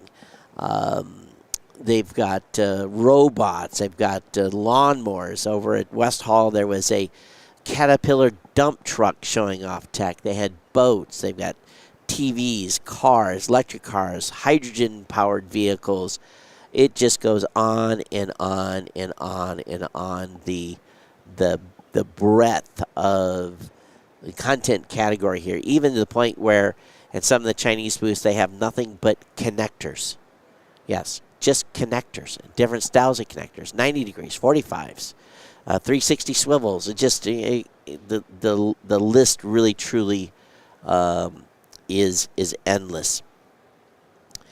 For some reason, my computer has decided it's 2:36 in the morning. I don't know why it decided I'm 2:36 in the morning. Sometimes I had to turn the auto time off because it just couldn't figure out what time zone I was, but it looks like it's attempted to do it again, and I really don't understand. Apple's always been pretty good about, all right, let me see if it figures itself out. No, it still thinks I'm in Taiwan. How is that? What IP address am I on? I don't get it. I've never seen this before. Oh, now it just switched. It just switched to 10:37 a.m., which is the time it's supposed to be. But anyway, we'll take a break here for a few minutes to see what's going on, and we'll be right back.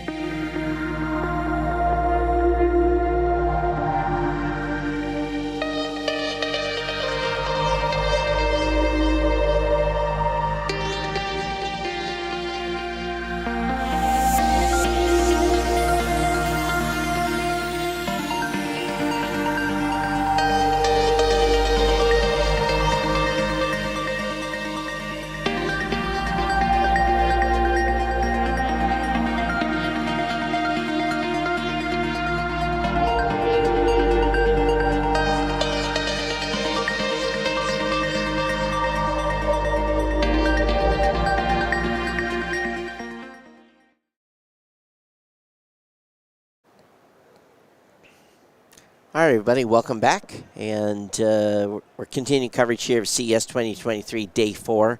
Day 4 is always a grind because so many people have left, and we are left waiting for guests that were supposed to be here, but who have, whatever reason, missed their schedule. So what I'll go do is I'm going to go back, and for those of you that have missed or were at work for the first couple of days of the show, I'm going to go back and tell you some of the stuff that I saw early on at the event that I found was pretty fascinating. And I've got a whole plethora of different types of things to chit-chat about. And we can go through that lineup, and I can walk you a little bit through the show. And trying to get my pictures back here to the beginning. All right, let me come back here. So if we go back, okay, there. I see in a hotel room. Don't need to talk about that. One of the products that I saw at the show was from a company called Prevent. Well, it's basically the company is My Gun's Been Moved. It's a company that has a pad that you can put not just a gun, but any device on. And if it's moved, then an alert is sent. Oh, we got a guest coming up. That's Save the Day. So we're going to, as well as a company called Power One that allowed you to recharge your earbuds on the basically attached to your phone, so you didn't have to carry a separate pack. I saw a company called 1/3 that basically looks at the rightness of. Got a product that's going to need to be plugged in. I might as well keep this power cord on my lap. That seems to be the theme of the day. Yeah, it was called 1/3, and it basically measures the ripeness of avocados and strawberries to see if they're really ripe. It's designed for folks that are selling different type of produce and look at the shelf life and how much time's available. So, all right, get our guest on here. Let's see if we can make sure her face is not impeded. I think that's the better place to put it. All right. Okay. I think we're ready to bring our guest on board. Hey, welcome to our coverage here at CES. Thank you for stopping by. Thank you so much. Thank you for having me. Yeah, absolutely. So tell me about your company, who you are, and what you're showing me here this morning. Okay, I'm Kelly Chen. I'm the founder and CEO of HeCarry.com. So we offer, we want to help people to live a healthier life by providing the easy to use and most comfortable health sensing, and to like the group they needed the most. For example, the elderly group, the baby, and the people who suffer from bad sleep. So what you have in front of me is a light, but it's more than that. It looks to me like maybe there's a speaker here. Why don't you tell me about this light you're showing me? Sure, of course. So let me turn it off for now. We call it the Smart Sleep Guardian. It's all-in-one sleep assistant. For example, you can see the light. So that's a bedside lamp. What's unique about the product is there is bioradar in here. Therefore, it's 100% for human body, something like Wi-Fi. Sure. What it does is it can sense your chest movement caused by respiration and heartbeat. And with all those information, will let you know your stage of sleep, your HRV, which indicate your stress level. That's very important for people, and your heart rate. Because low heart rate could indicate heart attack at night, and also respiration, that would be OSA, obstructive sleep apnea, right. Which will lead to bad sleep quality. So we will identify all those problems for people who suffer from sleep.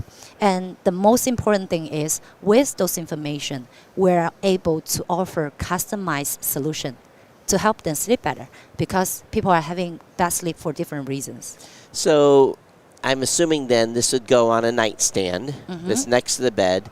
What is the field of view when it's looking at the? So if I have this on a nightstand, is the field of view like 2 or 3 feet wide, where the person's head would normally be on a pillow? So very good question. When it stands on the nightstand, the coverage would be around 5 feet. It covers one person. Okay. So it can go as far as 1.5 meter. That's around 4 to 5 feet. Okay. So if you had a spouse or partner, you could have one for the other side of the bed for that individual as well. Yep. So I'm assuming then this attaches to a mobile device with an app, provides a feedback to that. I find it pretty fascinating. How accurate is it in measuring respiration and heart rate? Because how do you actually pick up heart rate with this device? Another very good question. So when people's hearts beat, it actually causes very small movement. That's micrometer level. Right. You cannot see it with your eyes, Yep. but because this is super accurate, it can catch that. And you will know your cardio. Right. No. So what if someone's wrapped up real tight in a blanket and their head's sticking out? What do you lose efficiency then? Not at all, unless you are covered with metal. So, like I mentioned before, this is something the wave works similar as Wi-Fi. Right. We have Wi-Fi in the living room, but we can catch it like. So it's no issue penetrating the blanket. Do you know what frequency it's operating at? Yeah, it's 24G. Oh, so Yeah, it is. It's yeah. at 24,000. So that allows you. So those of you that don't understand this, the higher in frequency you go, you get into what's called millimeter wave, and it's really has extremely high accuracy. Yeah, exactly. Yeah. Yep. And one thing I want to mention here is my tech co-founder. He's an expert in the field and done more than 10 years of theoretical study on this. And the best frequency to monitor humans' vital sign would be 27G. Wow. But that's not allowed by the government. Right, That's because why. you have to be within certain frequency ranges. Yeah, exactly. That's why we go with 24G. So 24G is not, and it's not that far off, but still, it's a little. You get tighter at 27, but 24 is acceptable, and that within the licensing range. So, is this a prototype? Where are you guys at on bringing this to market? What's the price going to be? All those things. So this we want to bring it to the market here in US in mid this year. This is prototype, and we want to price it ranging from 100 to 200 US dollar. But we can take this down. Sure. This is a product. This one we are already selling. Go ahead. Yep. So you're selling this already in the United States? In China. In China. And it's for senior care. So how we started this whole company is that I used to raise up by my grandparents. My parent was busy working. Sure. Very close to them. But later on, they passed away about 7 years ago, and I feel very bad because I don't think they lived the best life before they passed away. I feel like there are so many things we can do to improve the quality of life for them. Sure. And therefore, one thing is, for the last few years when they were lying in bed, they simply just cannot get timely help. If we want to monitor their health situation, the only thing we can do is put a lot of oil on their body. They don't feel comfortable. Right. Anyway, therefore, I find this technology which can monitor people's vital sign remotely. And we spend time and make a product that is really good, and it's already selling to the premium senior care house in China. So what's the different? Obviously, you get the same response. You get the same measurements, but how are they using that differently for the elderly? So with the vital sign, we don't need any AI algorithm. So we catch, for example, the heartbeats, the HRV. That's simply by measurement. Right.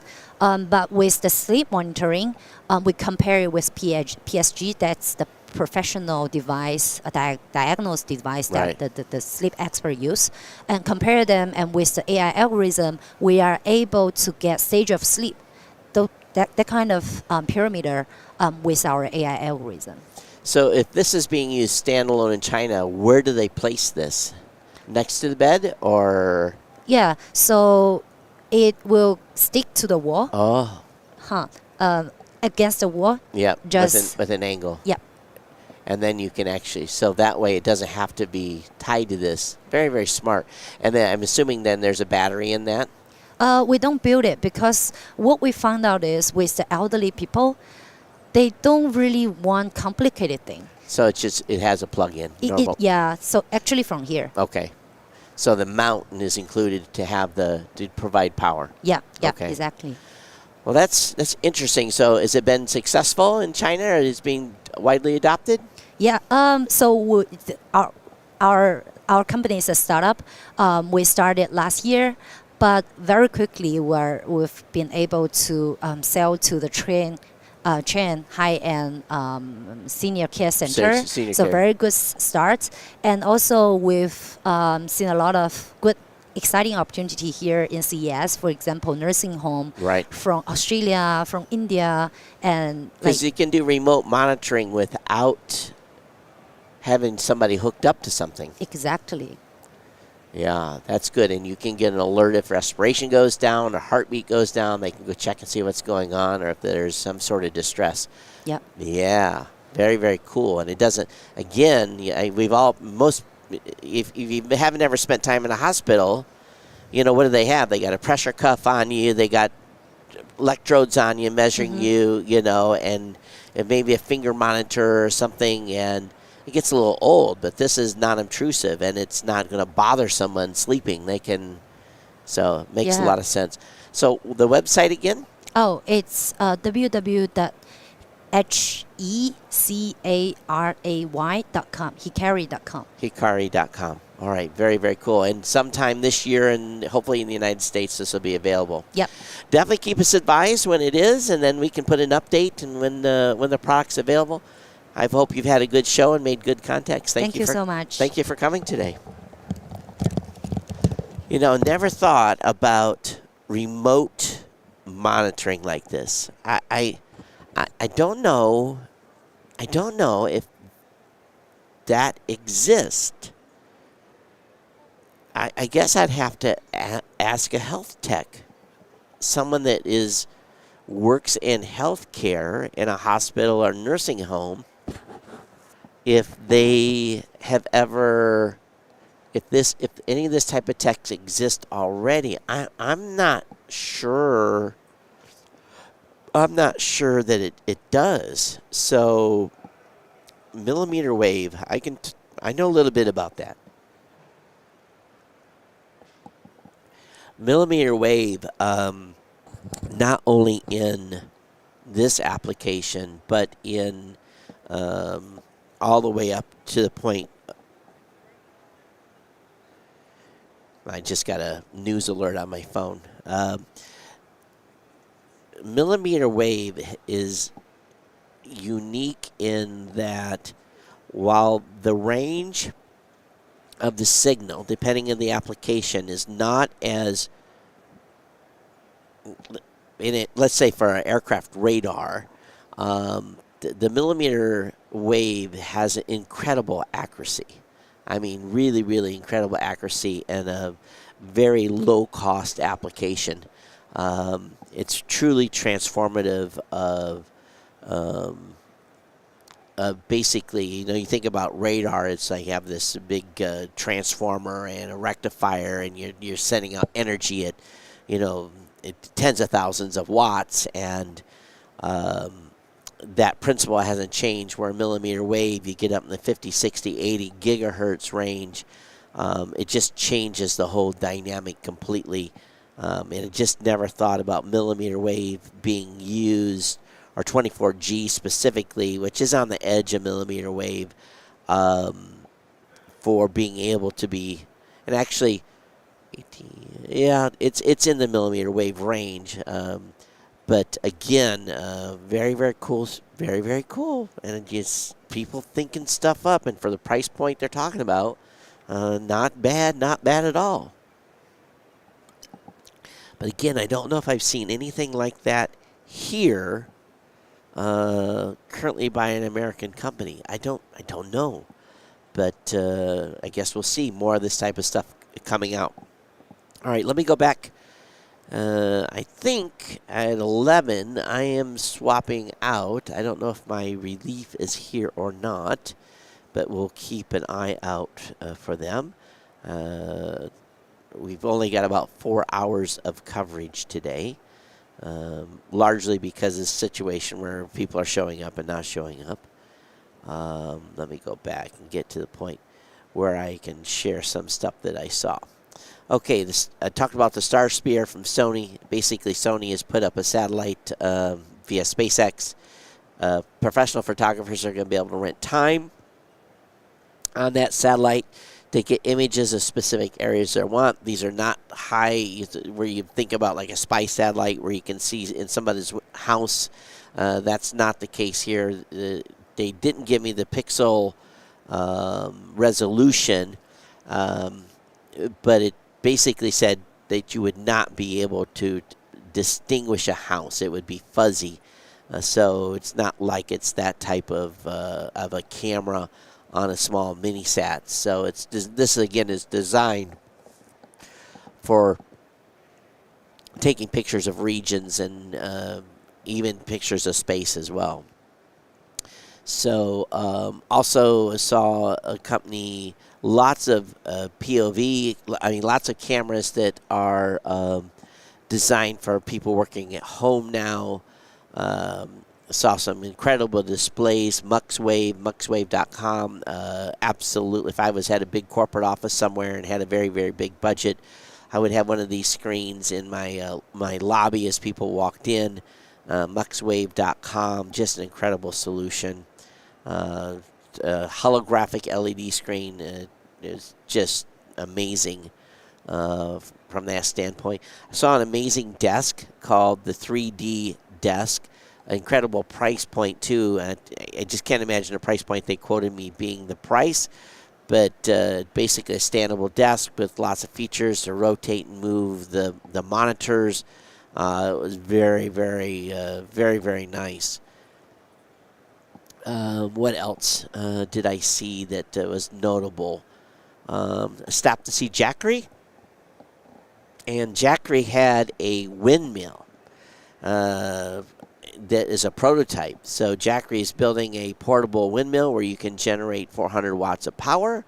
I don't know what type of wind speed is needed, but it was pretty slick that this was, something they're going to be coming out with this year. Something you can transport easy and set up, on a camping site or maybe you're at the ocean, depending where you can get enough wind to make this work. Not only do you have solar options now for Jackery, you've got wind as well, which is pretty cool. Stopped by the folks at Blue Eddy and got a walkthrough on their new product lines and stuff that they're doing from home energy storage. A booth I couldn't get into that was just packed was called PLOO Net Studio. You can create your own your own AI, so that if you want a chatbot of some sort, you can actually use your image. In that case, I got to see an all-electric boat. It was kind of comical because I asked him what the range was, and he told me, and I said, well, then what do you do? He said, well, you just run the onboard generator to recharge the battery. Lots of robots, lots of motorcycles, lots of scooters, all electrically powered. Folks from Applied EV, just goes on and on and on. Well, I think Scott, are you going to take over for a little while? I can. Something in my pocket just cracked. That scared me. Oh, no. It wasn't my phone, so it's okay. It's a press kit. Everything's fine. From the pillow company that you had on. Yeah. It looks like a little cassette tape. because everything is all rock and roll based. Yeah. So even their press kit comes in like an audio cassette box. It's pretty smart. Yeah. It is definitely at an angle now, though. that lucky that versus the phone or something. versus your phone. Yeah. That's usually what's in my back pocket. Right. I'm surprised more phones don't get ruined. I bet you when they do testing on cell phones, they sit down on them about 1,000 times. Especially after the iPhone 4. Right. Or 6. It was the iPhone 6. But yeah, so I was going back through my early day or first day pictures to start doing a walkthrough. Sure. But so looking at the floor, I think we're about 30% of what we were at peak. Yeah, probably about there. Yeah, maybe 25. I don't know. The thing that's interesting is the booths are all differently manned today, which has become a problem. There are companies that I wanted to get on that can't. So there's a light company right here in our shot that's super cool. Yep. We're going to do a segment with them after the show because he's solo today. He cannot walk away. Wow, because everyone else is left. Exactly. So it's cool. It's a panel about like this. It's got a solar panel on the top, round dome with a diffuser. That's the light. Then you get all of these different fixtures, and you can one set of electronics lights up all these different fixtures. Right. Indoor, outdoor. He's got everything from these little lanterns to, he said, for restaurants and stuff. He's got this big, tall, all stainless steel, beautiful. Sure. Huge line, but he only has to have one set of electronics. That's pretty cool. And it'll do cool light and warm light. You can kind of do whatever. Super smart. I was looking at SkyX's stock price, $3.12. Do you think that's I was looking at that the other day. It's important to note that this is not any kind of financial advice. This is two friends having a conversation. Right. There happens to be a camera pointed at us. And I said that earlier too. And I said, but I might. I think they're going to go big. Yeah. Personally. Yeah. Maybe it won't go as big as we think, but I think it's going to be big. It's a brilliant idea, and we had a conversation in the pre-show. You were out of the country, but Marlo, Don, Kirk, and I, we talked about what we thought this show was going to be. Yeah. And we thought that it was going to, we always have the conversation: is it evolutionary or revolutionary? Right. That R makes a big deal. Yep. And Marlo said, "My gut feeling is revolutionary." And I've seen a lot of that this year, yeah, especially around standards. Right? That's true. SkyX, you've got the WPC now has the key standard is in place. There's products for the wireless kitchen, which I've been waiting on. There was the magnetic electrical outlet yesterday. That's a new standard for wall outlets. Yep. Yeah. It's been a revolutionary year for standards, for sure. And I think, too, is the reason I got excited about them is because it opens up a whole new marketing market for, people do not change fixtures. I have fixtures that are 10, 15 years old. Yeah. Because they're paying to change. Uh-huh. So what if someone can change a fixture for Christmas or for themselves spring with no work? With no work. Were they on? No. We had to bounce out because the CEO had to leave. I don't know if they were on or not. It would have been today. Okay. Yeah, but the CEO had to leave. But I was over there and just, it's just fully aware. We're going to do a post-show segment with them as well. All right. The thing about that I find most interesting is the double security on it. Right. It's got two 200-pound security locks. Right. So if one fails, it'll slap into the second one and keep going. Right. Do you want to take this one and sure, we'll do a swap out? Sure, absolutely. All right, everybody. Scott's going to take over the helm here, and I'll be back with you guys in a bit. We're going to take this all the way through the end, but Geek News Central, Todd Cochran at Geek News Central, geeknewscentral.com. And, of course, you can find all the shows that are participating with our event here at techpodcast.com as well. So Scott's going to take my seat, and then I'll be back a little bit later after trip to the little boys' room. All right.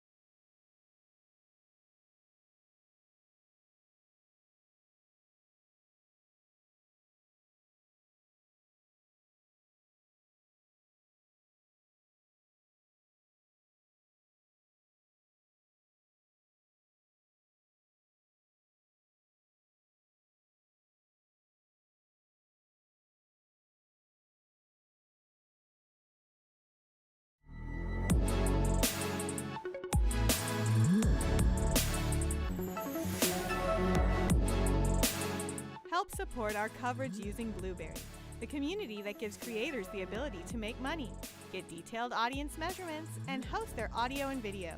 Get 30 days to try out the service using promo code Blueberry004. That's BLUBRRY004. Oh. Give us just a moment. We will be...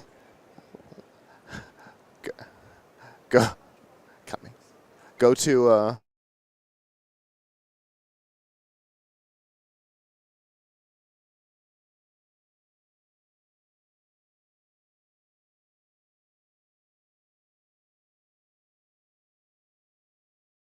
All right, guys, I am back. I am Scott with Plug Hits Live. I am taking over what appears to be the last hour of the show, which is pretty good because I have spent most of the morning lining up this last hour of the show. It was completely accidental, I promise, that this is working out because we've got some guests here that I'm really excited about in this hour. So I'm glad Todd had to walk away and I get to take over. But we are not going to delay. We're going to get right down to it because we have our next guest here. Hello. Hi. How are you doing today? I'm doing great, Scott. Thanks. Absolutely. Go ahead and introduce yourself. I'm Paul Golden. I'm the Director of Marketing for the Wireless Power Consortium. Well, welcome to the live show.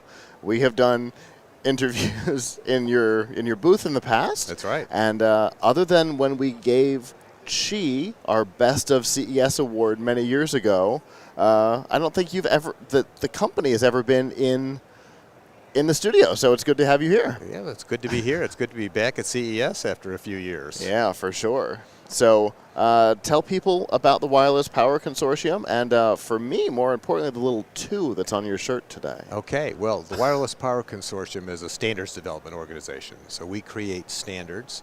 We have one specific standard that people are probably familiar with, even though they may not know who we are, and that's the Qi standard for wireless charging of smartphones. So if you have a phone that you've charged wirelessly, most likely it's using the Qi standard. Yeah. And it's been Qi certified. This year, we're here for 2 different standards. One is Qi 2, which is, you can think of as the next generation of the Qi standard. Okay. Big step forward, and I'll talk about that in a minute. And then the other thing is a standard we're developing specifically for the kitchens, which is called Qi. Yes. It's the Qi cordless kitchen, and that's had a lot of excitement here at the show. I've told people this story. In fact, I was telling one of the exhibitors in the WPC booth that when we first encountered the organization on the floor, it was a big booth, and there was a car with, it was all conceptual, early days. Yeah. And I looked at all that and I said, no, Qi is what I'm going to focus on. And this kitchen thing, when they come up with a name, is what I want. But I have to support Qi today. It's a good technology. I'm excited about it. I have to support that hard today to be able to get to this. Yeah. So I am so excited that it's got a name and we're here. Well, it's great to be here for this. So they talk. You mentioned Qi 2 first, so let's talk about that one first. So Qi 2, when you think of standards, and the average consumer really doesn't think about it this way, but standards really solve a couple of key problems for consumers. They provide safety. And when you're talking about electrical things, obviously safety is really important. Yeah. They make sure that a product is reliable, that it's efficient, and that it's interoperable. So, I don't want to have to worry about having, I can only use this charger with this phone, and I can use this device with this, but you want to be able to use any brand interchangeably. Because in the early days of inductive charging for phones, you had Qi, you had the Samsung one, HP/Palm had their touchstones, and they were all different, and there were 2 touchstones. Yeah. So how does a consumer keep track of all these things? Right, exactly. And you can't really build a category that way. Right. It just never works. All you're going to do is annoy people. Right. And nobody's going to want to participate. And what's been happening in wireless charging is that they're Qi certified devices, and then there are devices that call themselves works with Qi, Qi compatible, Qi enabled, all those sorts of things, and consumers are confused. Retailers tell us they're confused. They're not even sure how to train their people on this. Right. So what we've done with Qi 2 is we've basically created a standard that's going to unify all the wireless charging behind one global standard. Okay. And in its simplest form, you can almost think about what Qi by itself has been and what Apple's done with MagSafe, and we've kind of combined those under one umbrella. Okay. So the new Qi 2 standard is going to have a magnetic power profile similar to that MagSafe. Okay. MagSafe is an Apple trademark, but we'll have that magnetic power profile, one standard covering everybody, because Apple is 70% of the entire category. So it'll have that magnetic profile and enables a perfect alignment between the phone and the charger. Right. So, you've seen people try to say, okay, let me get my phone on my charger, I'm going to move it a little bit here, a little bit there. You don't have to worry about that anymore. It'll be a perfect alignment. And what happens with a perfect alignment, there's no loss of energy. So you have a more efficient charge, more efficient use of energy. It'll end up being a faster charge for some people because if you don't have that perfect alignment, you're losing energy. Lost energy means slower charging. So then there's some other things that we have that authentication, for instance, is one of the elements we'll add to it. So if you're if you have a Qi certified phone, you're putting on a non-Qi certified charger, it'll tell you, this is a non-certified charger. Got it. And I know, I think the last time we talked specifically on certification and the importance of it. Yeah. Because you guys have this huge testing process to be able to be certified, to know that it's safe, it's compatible, and all the things that we as consumers need and want. Absolutely, yeah. If it's Qi certified, it's gone through that testing process, and that testing process is done by independent third-party labs. We don't do that. We make sure that it's a very objective source that actually does that charging.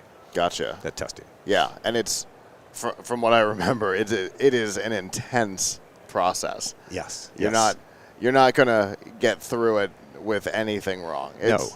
It's intense. And we get a lot of submissions that end up going back. They have to be adjusted or modified because they don't meet the standard. Gotcha. Well, that's good. And we always tell people, if it's not Qi certified, it's not. There were a couple of big manufacturers popular Amazon brands that were Qi compatible, Oh, but yeah. weren't certified until recently, Yeah. about a year or so ago. And I told people, skip it, don't do it. They're inexpensive. I know they're popular, but skip it. Well, we're also in the process right now helping consumers and making sure they understand what Qi certified is and how important it is. We're in the process of going after a number of those brands that are advertising on Amazon and other platforms like that are using the Qi logo illegally, or they're claiming to be Qi enabled and really they're not. And a number of those will be delisted very soon. Okay. Well, good. You got to protect the brand. And the consumer. Right. And one motion will do both. Right. Absolutely. Good. So you want to talk about Qi? Yes, please. Okay. I saw an early prototype many years ago in your corner booth that's not there anymore. Yeah. Where lifted up the table and showed off the coil, and I've been on board ever since. Yeah. And yeah. itching. So we got a lot more toys this time that we're able to play with appliances. Yeah. And for people who aren't familiar with it, what we're doing with Qi is we're creating a standard specifically for the kitchen. And what we've done is we've gone in and taken all the sort of different appliances you use in a kitchen. So a blender, an air fryer, a juicer, multi-mixer, tea kettles, coffee makers. And all those things use plugs. And consumers are telling us, you know what, I don't like these plugs because they get in the way. I get caught on them. It creates accidents. There's never an outlet close enough. Yeah, and cords are always this long. The cords are always that long, and the cords are the first things to go. They start going, and then the device doesn't work anymore. Right. So what we've done is we've created the Qi cordless kitchen, and by taking away the cords, we're replacing them with transmitters that can either fit underneath the countertop, so they're hidden from view altogether, you don't see them, or they're built into a dual-purpose induction cooktop. Right. The appliances have a sensor in the bottom of the appliance. That appliance, when it sits on that transmitter, it registers and communicates with one another and sends power directly to it. So you just turn it right on. You move it off that transmitter, it immediately shuts off. If you knocked it over, it would immediately shut off. Yeah. And the neat thing about it is you can cook on that spot, take away that appliance, and it's not hot. Right. There's no heat. You can serve now in the same spot that you just finished cooking. So if you have a small kitchen or a very small eating area in your kitchen like this, you've really optimized the space. Yeah. And it makes a really, really sweet, beautiful kitchen because it's clean, it's neat. You don't have the cords going all over the place, and you can set up these little transmitters really anywhere you want.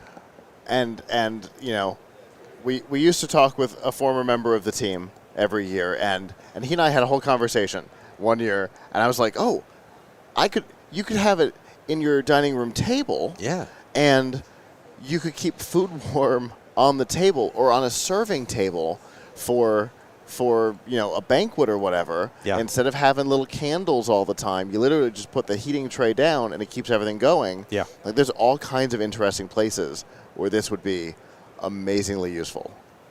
Well, and we've had some interesting people coming to our booth talking about this. We had one company that outfits the insides of airplanes, private airplanes. So he said, we have a very small space and we're very weight constrained on this. And this would be great for preparing food in a plane.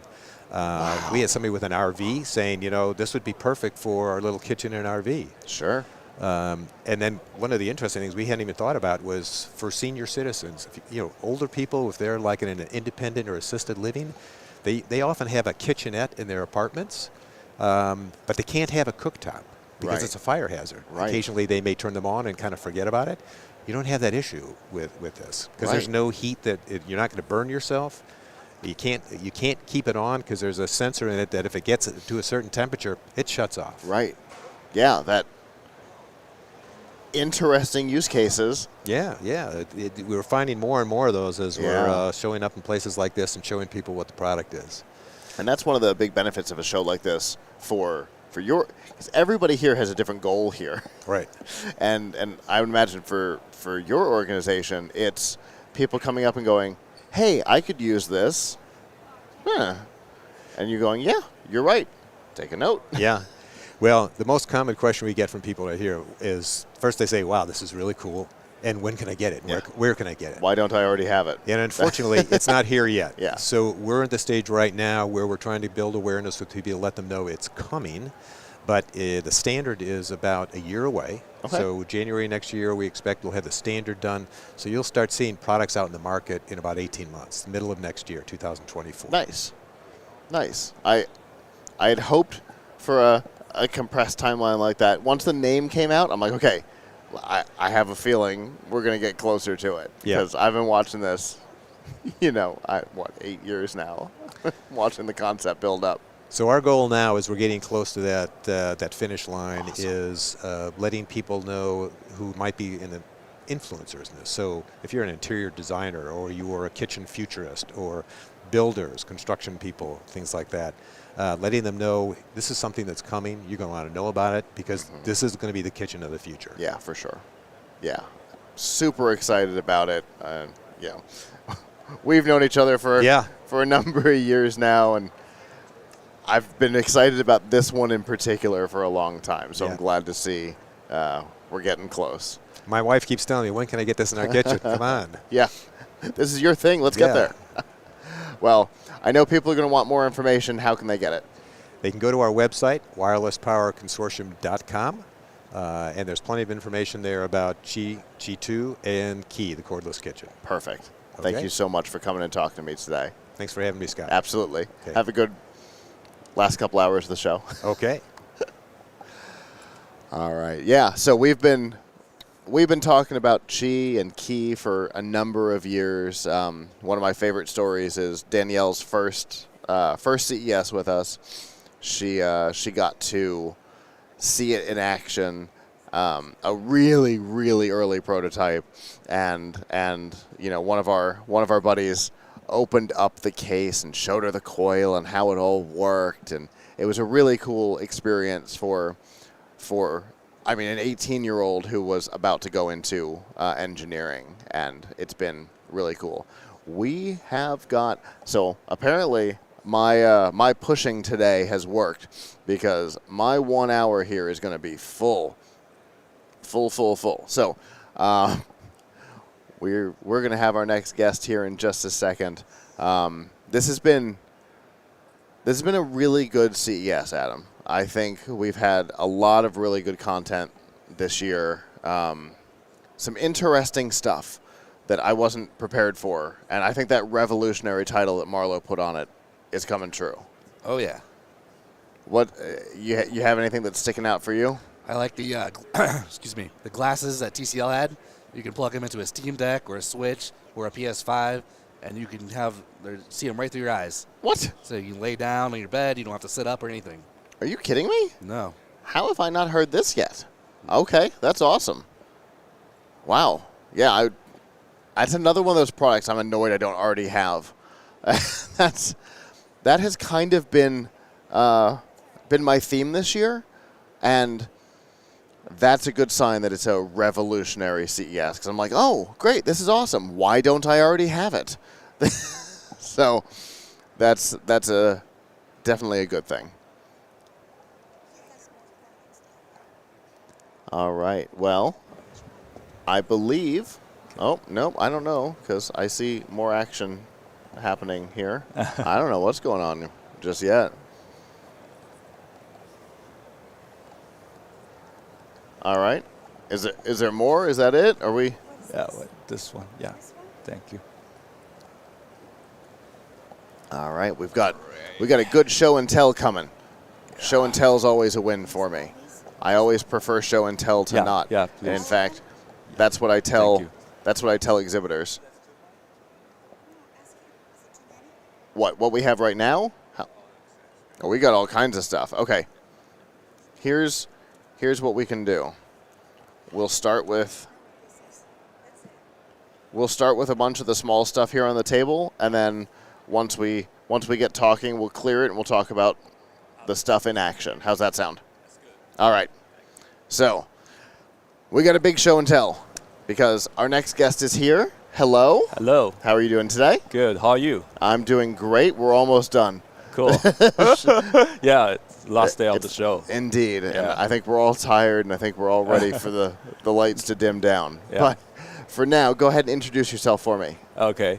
My name is Edward, and I'm the founder of Syntec, the brand Syntec. Okay. And we're making the brand Syntec is making electronic accessories, and I'm also an alumni of University of California, Berkeley. Okay. And I earned a master degree there, and it's around about 7 years ago.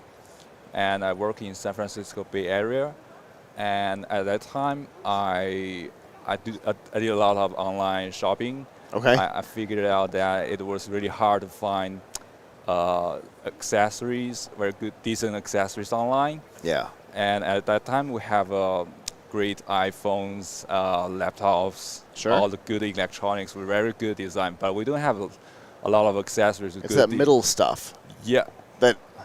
Yeah. Then I want to bring some good quality accessories for all the electronics. Then Sure. I started from these accessories for your electronics. Yeah.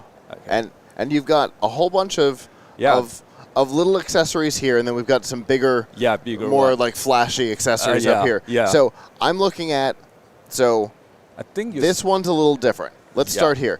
This is mostly cables and adapters here. Cables and So adapters. We've got yeah. USB-C to HDMI, Yes. USB-C Yes. to USB A. A. Yes. Yeah. Okay. And then the other side. and then the other way around. Yeah. We've got an HDMI cable. We do have chargers, charging cables. Okay. Yeah. We make aluminum design and braided cables and to make it, Okay. better design, and we have a strong supply chain management and to make sure every good industrial design can come up with a very good quality to every customer. Yeah. So this is And that's one of the things with online shopping is you never know what you're going to get, right? You see a thing, you're like, okay, well that looks good. But it didn't work. It's like, oh, it's a braided cable. In the old days, you'd look at a braided cable and go, okay, well that's going to be an upper tier thing, and then it turns out, no, you buy it, the fabric's already fraying when you get it. This is not at all personal experience. I have not ever done exactly this. Opened a brand new cable and the fabric is already frayed. Okay. Oh, come on. But so you're making sure that kind of thing is not happening through your supply chain. Yes. Okay. Yes. And we also bring a better design to match your smartphones, your laptops, your tablets. Yeah. Because we have we want to for people to have a better digital experience when they enjoy the content, because every day we use a lot of the digital content. Yeah, especially when you're dealing with something like HDMI where it's all or nothing. All of a sudden the picture starts to get pixely and what's happening? Oh, I bought a garbage HDMI cable. Right. It looked like it was going to be good, but right. The picture quality goes away. Yeah, when I started the business, the brand, at that time it happens a lot. It happens a lot on Amazon and on online marketplace. So that's why I started to bring Syntec to the customers. Makes sense. Yeah. So now here we've got something more active. These are mostly passive things, right? Yeah. Here we've got something more active. We've got a USB-C 4-in-1 hub. Yeah. So you've got USB-C. I see four A's here. Yes. It comes with the C to A adapter. Yeah. Awesome. Yeah. And you can connect to multiple peripherals, to your laptops, to your tablets, to enhance your work productivity and also creativity. So the thing that I noticed right away on this is that it's not like all square corners, very no, it's not cheap induction molding, because rounded corners in induction molding is more complicated. So, you've put design into it. Yeah, you know that's the thing. That's the thing. We combine good industrial design and we invest in our tooling to make sure it can match your laptop. It's not like some I even rectangular. like the little multicolored like stripe on it. That looks. Thank it looks you. good. Thank yeah. you. It's a really good design. Thank you. Thank you. So now what have we got over here? We got. 'Cause you got all kinds of stuff. You came prepared with an insane amount of products. Because we're accessories, we do a lot of products. Sure. Yeah, so for accessories. So we have a new. This is for working line, and we have a for gaming line. Okay. So this is our accessories for Quest 2, the VR gaming console. Yeah, we have A lot of our viewers have a Quest 2. We've got several. Oh, really? Yeah, in our group, we've got several. We have because the last day we have a samples, if you like.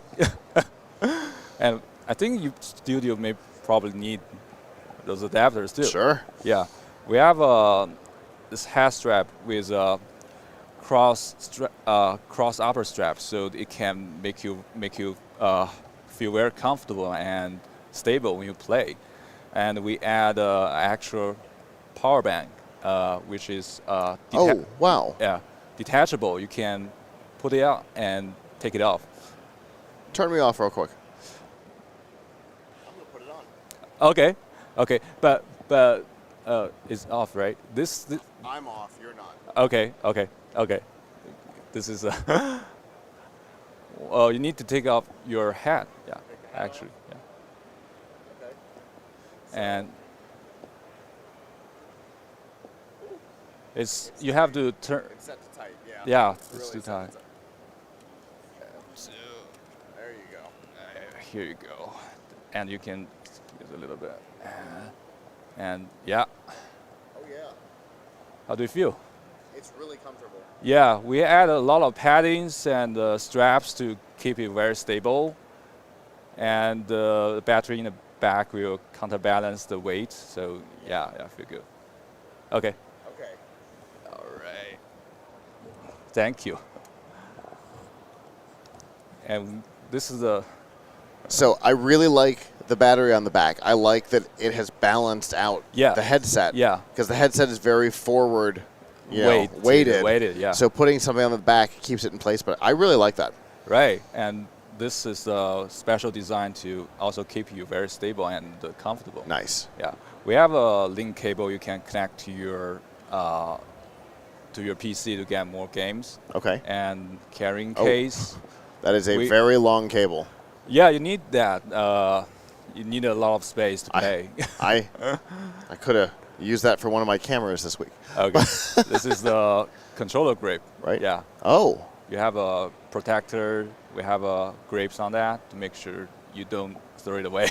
Right, right. Because we remember when the Nintendo Wii came out, people were tossing them at the TVs because they on lost. the wall. Yeah. It happens. It happens all the time. 100% it does. All the time, every time. Yeah. Awesome. And then we've got a docking station. Yeah, there's over a here? docking station here. This is a new series we did for the Steam Deck. The Steam Deck is a new gaming portable console, and we have done a round design docking station. Because That's nice. when designed that way, it's very stable, and if you look at the front, it's very small, and it stands out. Yeah. And it doesn't block any part of the screen, which is important. Yeah, we definitely consider that. Yeah. No block at all. Yeah. Also the vent, see, it's Not covered. Not covered. Yeah, because you see a lot of bigger docks, and part of that vent is covered, and that's no good. Yeah, yeah. We do a lot of industrial design. We designers, I think every detail of customer. Yeah, they are also the customers too. They play the Steam Deck, so true. Yeah, yeah. We take all of that into consideration, and this is the protective case for the Steam Deck. Oh, nice. Yeah, we have a orange stick grips, and yeah, that's it. Well, it seems like you've got a really big lineup of varied products. People are going to want to find out more. How can they find out more? They can. Oh, actually, okay. Actually, one more. Oh, we've got more. So, yeah. Okay. This is the. Get this out of the way. This is the case for Steam Deck. Yeah, yeah. So we. Oh. It has a safety. Okay. Yeah, safety scissors and have a design from the suitcase. Yeah. Yeah, it looks like a little suitcase. Yeah. Yeah. Nice. Yeah, exactly. Yeah. That was my exactly. first thought. Is it looked like a carry-on bag? Yeah, yeah. Nice. So we're mainly selling on Amazon, and Okay. we do have our own website, so you can either order it on Amazon or through thinktekhome.com. All right. Yeah, yeah, yeah. Awesome. So if you want to check these out, head over to Amazon and look for SYNTECH. Yes. Excellent.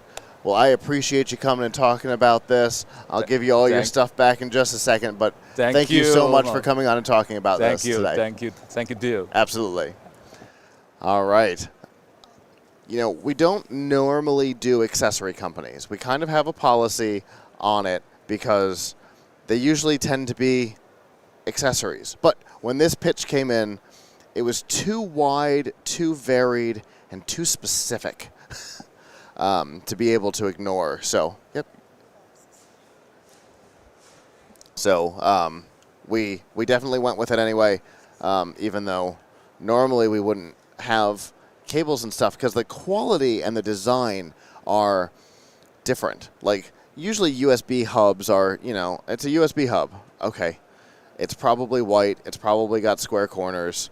How many of those do we have around, right, Adam? We've got, you know, everybody's got a USB hub that's looks like a USB hub, but I don't know if you saw this. It, like, the design, it's all rounded, and it's actually a nice design. I'll have to check it out. And they're not, from what I can tell, they're not trying to kill you on price.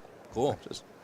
Which is nice. I think we're coming out of that era of, like, I don't care accessories.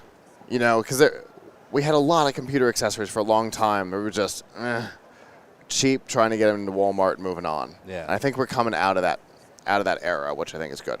I'm going to take 2 seconds because I'm going to add another chair here next to me because we're going to have an extra guest.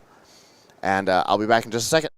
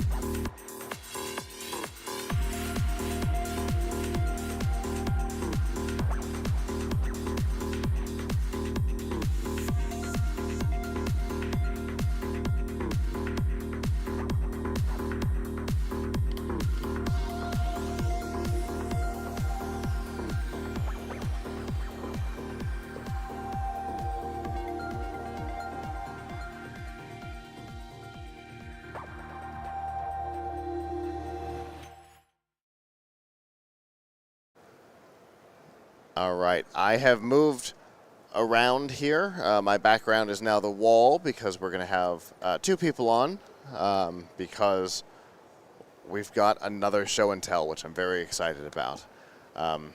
You guys all set? All right. Well, we have our next guest here. Hello. Hello. How are you guys doing? Great. Good show. We got one more. There we go. Check. Excellent. All right. Go ahead and introduce yourselves for me. Sure. I'm Josh Locke, Vice President of Sales for Essence USA. And Stephen Bird. I'm Vice President of Sales for the security systems for Essence as well. Excellent. So we've got a show and tell here, which is always my favorite thing at CES. You've brought me all kinds of stuff to look at. What are we looking at here? Very innovative IoT solutions. Okay. That's what we do. We're an Israeli-based company, global manufacturer of IoT products for 2 main verticals, security and healthcare. Okay. So we call our healthcare side Smart Care, which is what I lead up for North America. Nice. We've got a lot of really great, innovative senior care solutions, and it's really platform-based. So a little bit more about Essence. We're global, very large in the European market on the security side. We're in over 4 million households with our products. Wow. It's basically like the ADT of Europe. Okay. And we're purely B2B, so our brand really doesn't resonate to an end user. It's always rebranded. Okay. So like our partner in Europe is Verisure, and that's all our product that we manufacture for them. Oh, I see. And we provide the platforms as well. So we're a manufacturer and platform service provider. Okay. So so you do a lot of white labeling. Yep. Okay. Yep. And it's same goes for the healthcare side in the United States, where we're very large. Brands like Medical Guardian, Life Station, Life Phone, those are all our products. Oh, okay. Yeah. Understood. Yeah. So they can find our on our website, essence-grp.com. They can find a list of all the service providers that sell our products. Got it. Along with their service. Got it. Yeah. So what have we got here? We got all kinds of. Yeah. I'll take you through the seemingly the we got smart care jewelry side. and everything here. So yeah, wearables. I'll take you through the smart care side, and then I'll punt it over to him for the security side. Perfect. So everything really revolves around the hub. It's a control panel that's centrally located in the home, cellular enabled, plugged into the wall, has a battery backup. It communicates to a service provider, and it's very kind of needs focused. Like wearables, this is the most common, right? It's sold with a wearable that can be worn around the wrist or around the neck. Okay. It's a 5 to 7 year battery life, so it never has to be charged. You can wear it in the shower. Nice. Has fall detection as well as an option, and that communicates to this control panel via sub-gig RF frequency. So very long range, very low usage of the battery. Okay. And you can connect different peripherals. Like this is another wearable option. It's a jewelry option, and a little bit more aesthetically pleasing. The first thing I noticed, thing you put down. Right, exactly. One of these things is not like the others, and it's that one. Right. But there is still a stigma around wearing anything. So our the way that we develop products is through our service providers coming to us and saying, well, this is what we need. A lot of my subscribers just hang it on the doorknob or put it in a drawer, and it's they're not getting the value out of my service. Sure. So we need you to develop some non-wearable solutions. So that's really where we shine, is that we're not just a box and a button. We've got other passive ways of monitoring, predicting, and also ways of sensing falls without wearables. So sure. I think some of that stigma probably comes from a particular commercial that we all remember. Scare tactic. And a particular visual that people don't want to be associated with. That's exactly right. Like grandma falling down and can't get up. Exactly. Yeah. I mean, those commercials haven't aired in ages, and I can see her face in my head right now while we're talking. That's exactly right. It definitely affected a lot of people, and possibly not the right way. Right. Yeah. So, I mean, a lot of the companies now today are marketing in a different way, right? Yeah. They're marketing peace of mind, not really scare tactic type marketing. There was a lot of scare tactic marketing at that time across all industries. So, yeah. So life safety stuff. Awesome. Environmental safety like smoke and carbon monitoring. Water. Flood detection is very popular for bathrooms or basements. Yeah. And then we get into non-wearable solutions like voice activation. So this is a waterproof device. You can put it in the shower. You can pull the cord, and it's also voice activated. So we can program a phrase right onto this device. It can be call 911, call for help, something easy to remember when an emergency occurs. Right.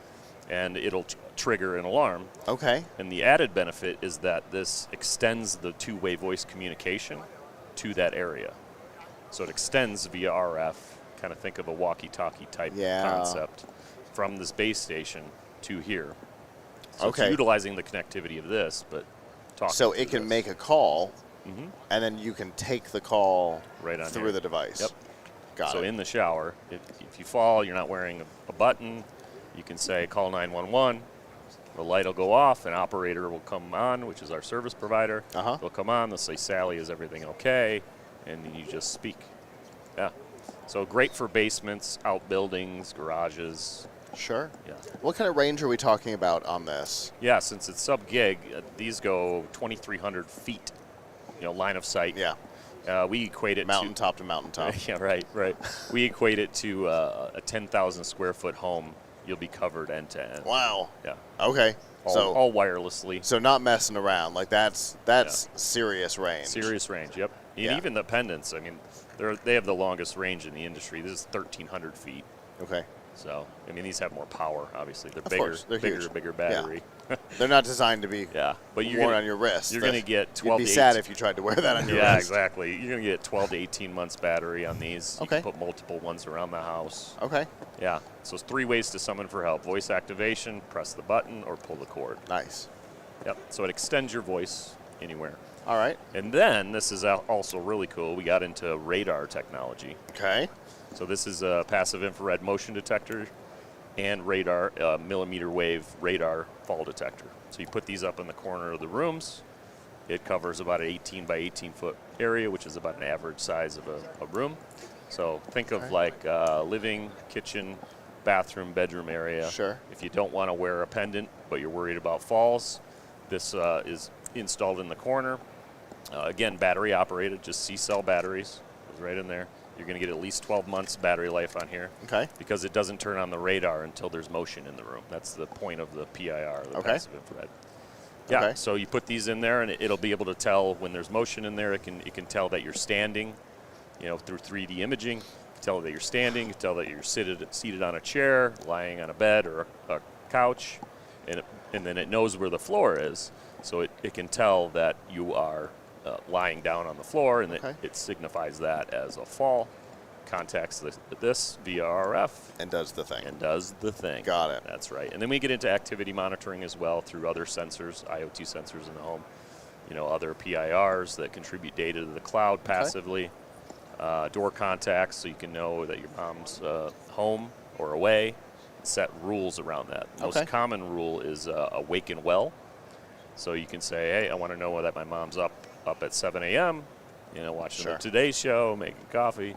You can get that peace of mind all the time and when you need it and when you want it versus how it was, with that commercial, only in the event of an emergency. Nice. So you can do essentially your own wellness check. Yes. Got it. Yep, all through apps. Okay. Yep. Now, this probably would have triggered fun yesterday when Todd took a nap in the office downstairs that's right. on the floor because it was the only give place. You a text. Todd's napping again. Todd fell. So what kind of availability on these products? Yeah, Are they all out there? Yeah, like I said, you can go to our website, essence-grp.com. We have those 2 sectors, healthcare as well as security. We have our customers, our service providers listed there. You can go to their websites and find our products. But all of this all of the stuff you just showed is in the market now? Yeah. Yep. Awesome. And even remote patient monitoring is huge, brought on by the pandemic. Last year we won an innovation award for it. It's using the same hub. That's the answer to my question from earlier. Yeah, that's probably what it was. Yeah. That's where the logo came from. Yep. Yeah. So it's utilizing the same hub, and you can do everything I just said, but you can also monitor chronic illness, chronic disease, all through this hub. Nice. And that's using Bluetooth peripherals. Nice. Medical grade Bluetooth peripherals, and then we are extending outside of the home too with this fancy dancy little thing, cellular based mobile emergency response system two-way voice, fall detection, location. Nice. In the smallest form factor available. That's awesome. Yeah. So, So that's really our healthcare side. That's, all right. And then I'll kick it off. Let's take a look at the yeah, security this thing side. is really cool. You're gonna Sure. love it. We're all going to geek out on this. In the booth, the decision was made that needs to go. Yeah. Oh yeah. Totally. So I've been looking forward to this. Yeah, so this is a pretty exciting product.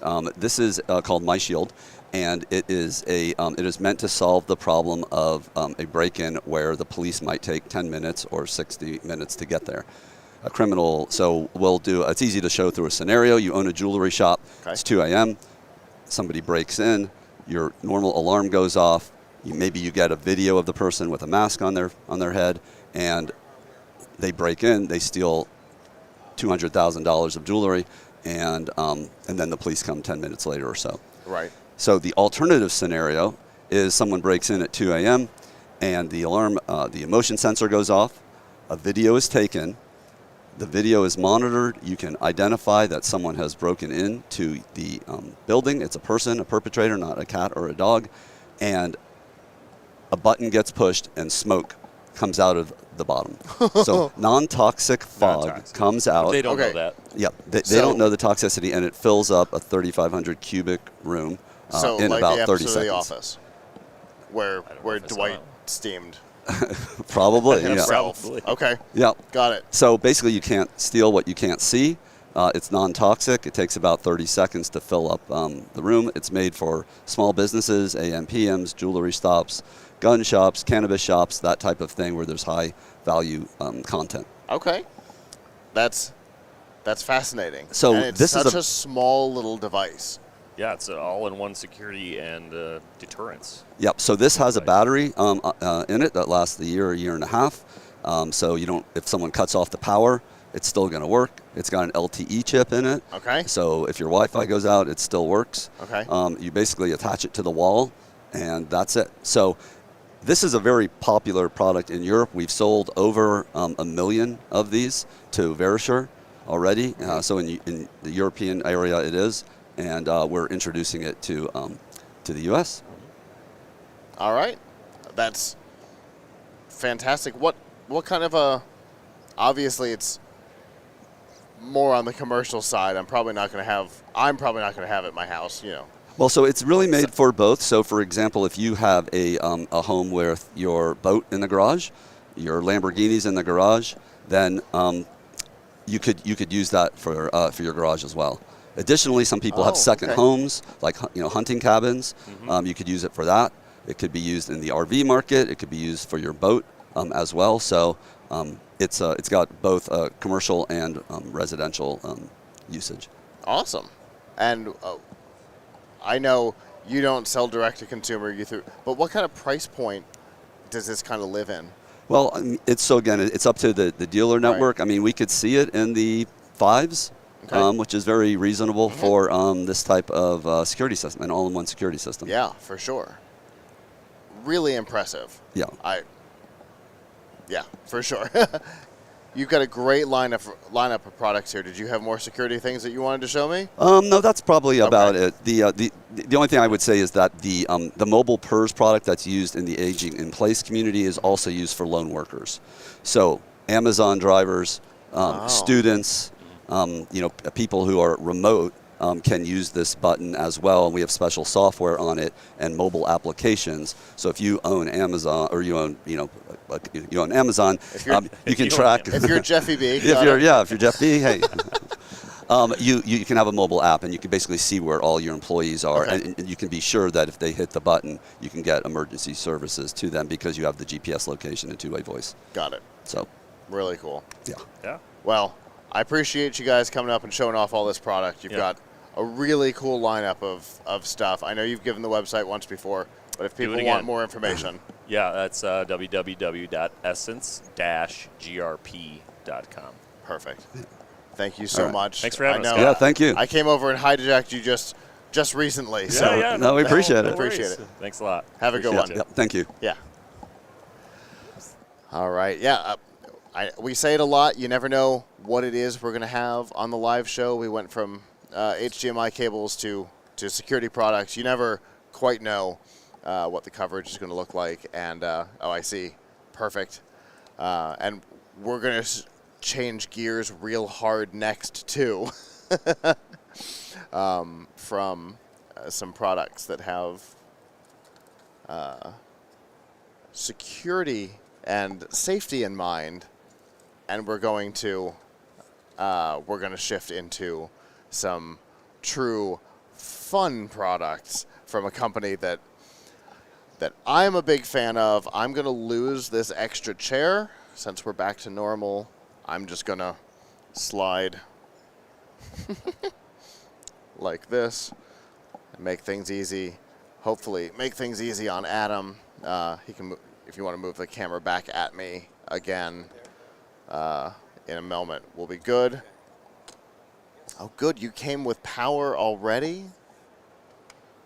We're good. All right. This is a company that you may have seen ads for.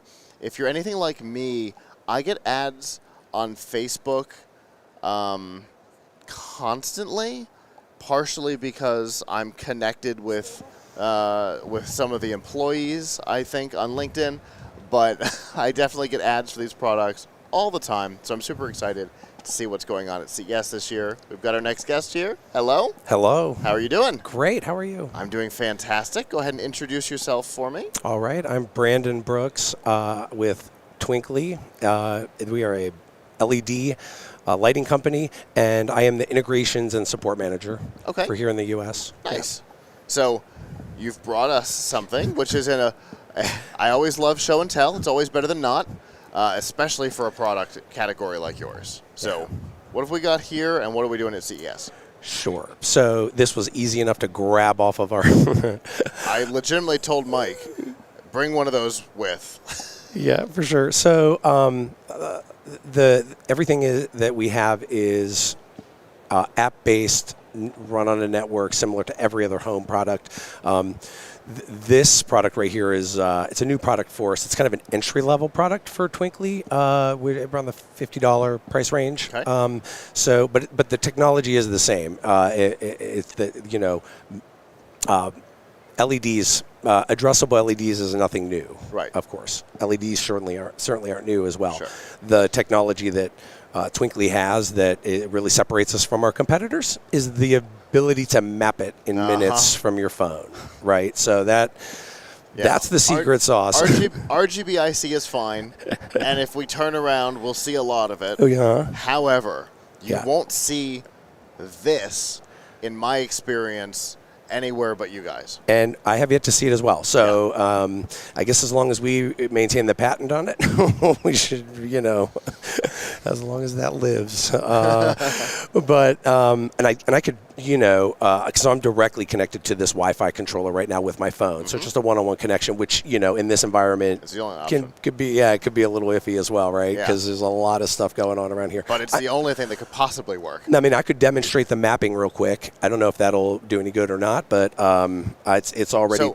So while you mess with that, so the mapping is the thing that really sets you guys apart. It's unbelievable. For sure. That I was watching a video over in your booth a little while ago of a Christmas tree that was basically playing video. Yeah.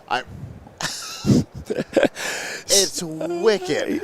So obviously it starts with, you can string the lights in any orientation, right? It doesn't matter. You could string it on a chair or whatever, map it, and the app generates an image of that object, by recognizing the orientation, spacing of the LEDs, however they're arranged on whatever object. Then you're left with basically a canvas with which you could do whatever you want with as far as uploading custom content to, now we're starting to integrate sound, response or, music interaction with it too, right? So you can play music and it'll interact with the lights as well. Yeah. And then the map obviously is just a canvas like any other, that becomes a screen, for lack of a better term, right? So that's what we've been launching this year more than anything, or developing, is integration into the the entertainment world with DMX, ArtNet triggering, again, the sound reactivity. It will just be basically a microphone that responds to the music. We already have that for our retail line, and then we're starting to integrate that with our commercial line, which I didn't mention. So we kind of have two fields we play in, right? The retail space and then the commercial space. There's the stuff you can buy at the store and wrap around your Christmas tree. Correct. And then there's the Pope's Christmas tree, which is a very different experience. It is a different experience. So and we are an Italian-based company, so we got to do that. We got to do the tree in St. Peter's Square at the Vatican, and they all got my coworkers all got blessed by the Pope, which is pretty wild, right? We don't. They've been blessed by the hand of the Pope. So yeah, that is wild. So yeah, I'll map this real quick. But the technology, regardless of if it's our entry level product or our commercial product, which is IP65 rated, a little more robust. The pixels, the string, everything is a little more robust. But the technology is the same, right? It's still string it on the side of a building, map it. And then you have a giant billboard, which is what we're finding people using it for, whether it be running sponsorship logos or company logos, or still some of the same stock effects that we have in our gallery of effects. Yeah. For any of our Christmas products, but we're trying to break out of that mold, that view, that perception. Yes, right. Where it's just Christmas lights. It's way more interesting than that. Sure. Because yes, I know you've got a holiday event in a couple of weeks. Right. And we were talking about putting pumpkins on a Christmas tree, which is funny. Right? Yeah. But there's so much more. The squares, the tiles that you've got over there. Yep. I mean, that's wicked. It's super wicked. And which is what I love about the company. We're continually trying to, and I've been with the company for 3 years. Okay. So really just after it kind of launched into the U.S. market. And so I've seen it go from literally a Christmas tree that you could map and do cool stuff on, right, to what we have now with the squares and of course then large commercial installations as well, and everything in between, and then the integration, pieces of getting into that entertainment space, like we're saying. Yeah, it's great. Like we just want to stay stagnant as. Well, most companies don't, right? And they always especially when you're in a design and engineering, which obviously this is, because this type of product doesn't come about from a group of people who aren't designers, who have an idea that they need to bring into the world.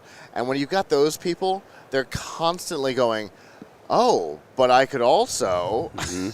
It's so funny you say that because the majority, people are like, "Well, how's the response?" It's like.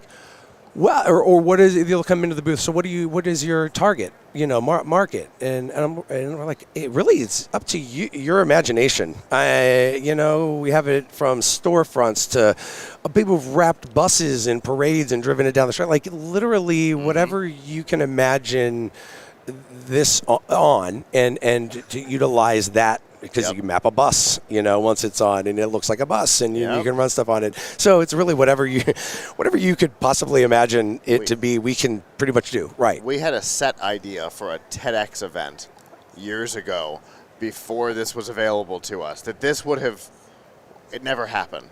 But this would have solved it. I'd have had it built in an hour. It would have been right. As it was, it would have been weeks of custom building. Yeah. And with this kind of thing, it's the time. I could have done it. Right. I mean, the time factor is huge, and that's what people are just flocking to. Having to run and wire individual pixels into a pegged board, and what a pain. And then build the controller on the backside, which we were going to have to do. You guys have done all of that. Yeah. I would have absolutely had this set built. So and that ease of use is really what we strive for too. I mean, there is a learning curve, right? Because with anything, you have to get your hands on, you have to play with it and get familiar with it.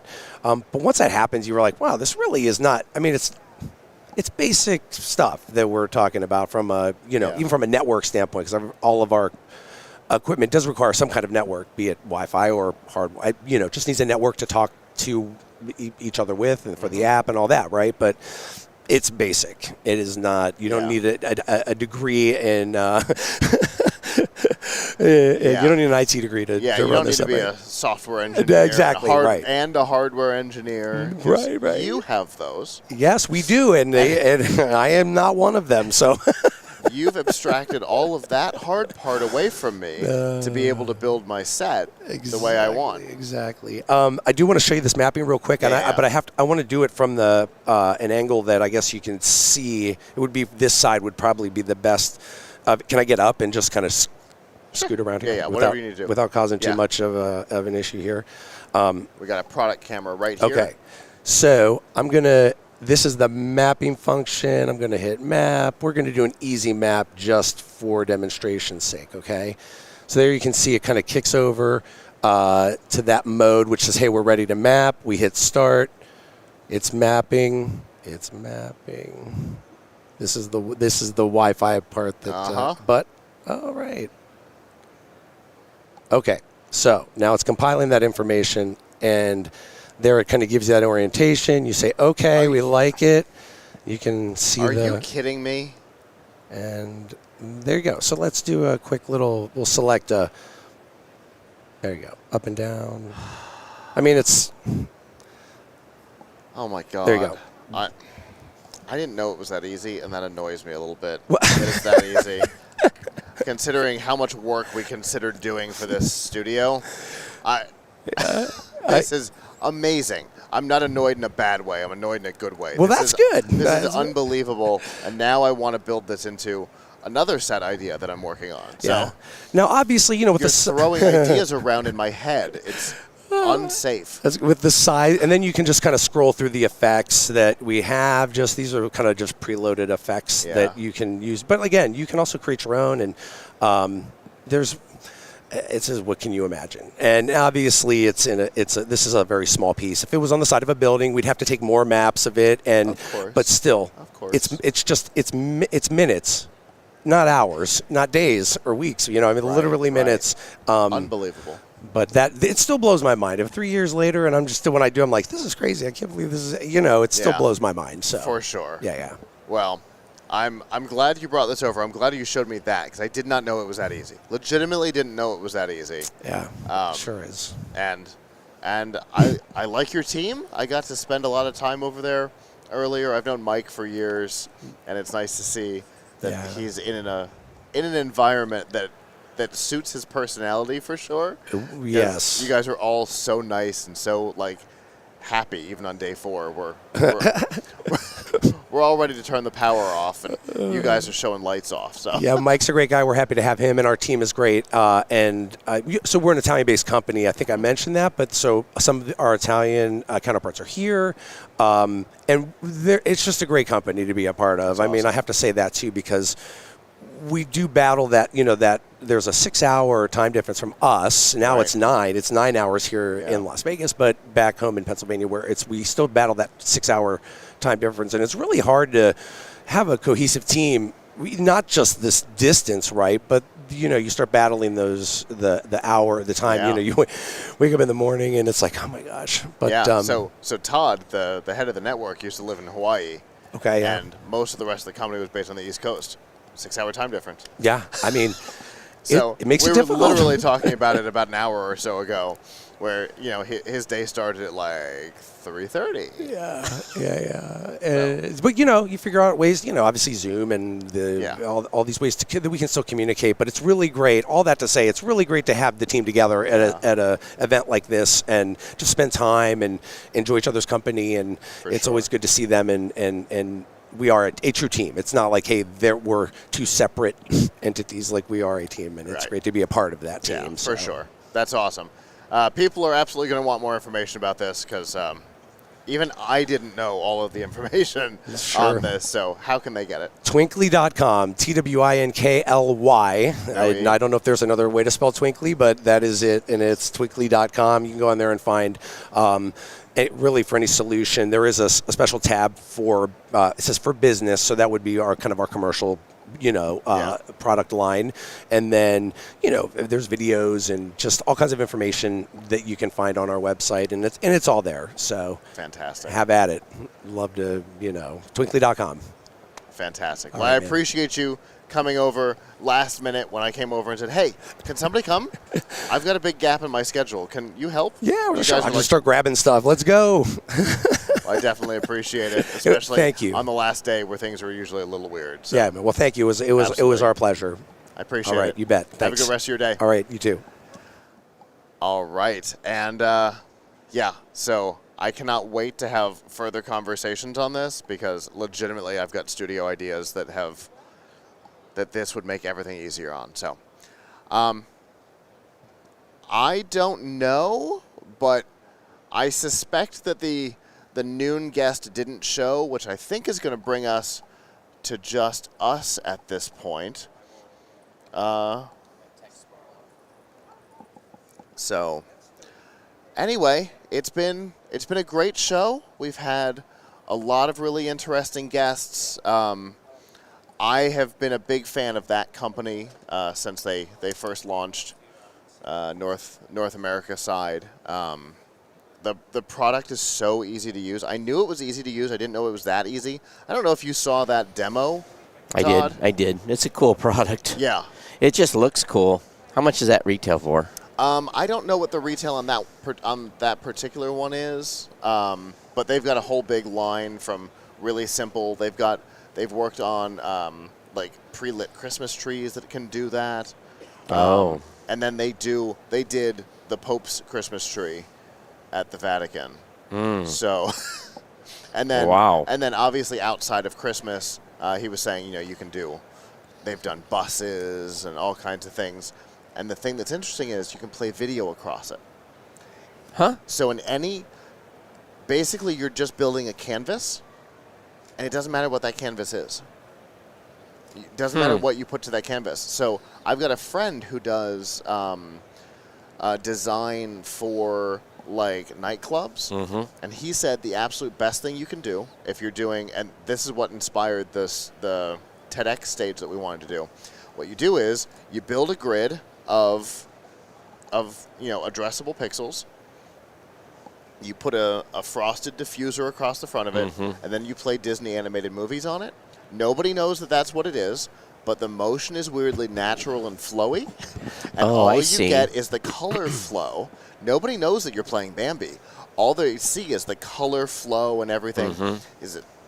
Disney animated movies are a fabulous way to get great color flow across a thing, but your pixels can be this far apart. Right. You're not going to know what the hell's playing. Oh. You're just getting that cool color flow. That's interesting. Yeah. Huh. But what's the name of the company? Twinkly. Oh yeah, their stuff is expensive. Yeah, it is not cheap. So they've got two divisions of the company. There's the commercial and the consumer. Right. The consumer is way less than the commercial is. A lot of people are trying to compete with them right now. I saw a couple of companies that had product here. I'm like, oh, Twinkly has competition. Yeah. I've seen some stuff that wants to be in that space. That wants to be, yeah. But I haven't seen anything that is yet. Yeah. That ability to build the map with just like a video and it does colors and it's like, okay, we know where the lights are. Good to go. I wanted something for one of their Christmas tree sets. Whew.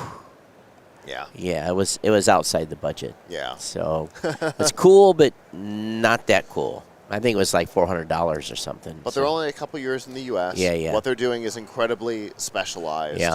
As it becomes more popular, it'll become less expensive. That's we know. Sure. We know that's how this works. A lot of this early, really cool stuff starts out super expensive and then shrinks down over time. Because think about Nanoleaf. Bless you. Thanks. Think about Nanoleaf. Yep. When they first launched, their stuff was, comically expensive. Right. And today, I think they've got it at Best Buy. True. You know what I mean? So. Does the stuff that Nanoleaf have, is it the stuff they have on the wall, is that product that they sell? I was wondering if that was the case. Yeah. Everything in there is their product. They don't have anything in there that's not. Got you. So, the the hex tiles, the triangles, the lines that all work together. They build a map just like that, but not that easy. You've got to actually build the map. I got you. But it knows based on they're snapped together, it's able to build the map off of it. But yeah, at some point I'm going to do some additional lighting in my studio, and that might be. But some of this LED lighting is ridiculously cheap at this point. I know. So it is pretty cool. Yeah, we talk about the monster luminescent stuff and what Jennifer has done over there and made it so unbelievably inexpensive. Yeah. For the cool stuff that they're pulling off. Well, I sent a SOS to Marlo. I don't know where he is. They went to eat. They went to the press room to get food, and I thought they were coming back. And yeah, we should probably grab badges and send Linda to get. She did. She already did? She went and grabbed food. She's so good. Yep. So I'm going to call Marlo. We need to. Linda Ness is our rep here. She's our CTA liaison, and we could not do what we do without that woman. She is an absolute lifesaver. And Michelle said, I think yesterday, and it's caught on, savior, bulldog, and friend. And not necessarily in that order at any given moment. So National Linda Day. Oh, that's right. All right. Well, Well, he'll be hopefully be back directly. Do we want to go on break until we're ready to do the wrap? We can take a quick break. We're gonna shift some stuff around up here so all three of us can comfortably sit. Yep. And once Marlo's here, we will wrap up and talk about our favorites. There we go. All right, we'll be right back.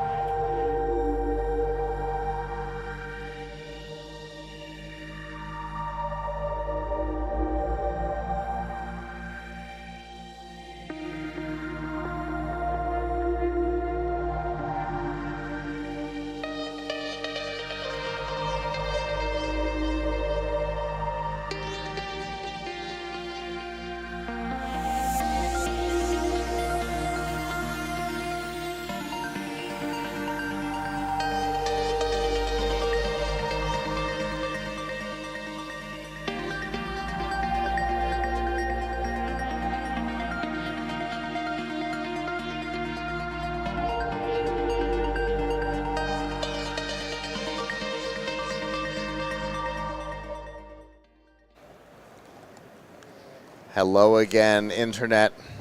Yeah, welcome to the end of CES 2023. It's been a long show. It's been an exciting show. We've had some really great products on. We got to do National Technology Day. Very well attended online, by the way. Yeah? Yeah. I'll say technical issues, Yeah. but we made it work. We made it work. That's why we always have backups. Yep. Our organization's motto is backups for backups. And sometimes held together with Chewing gum? with hopes and prayers, tape and and duct tape and spot ties.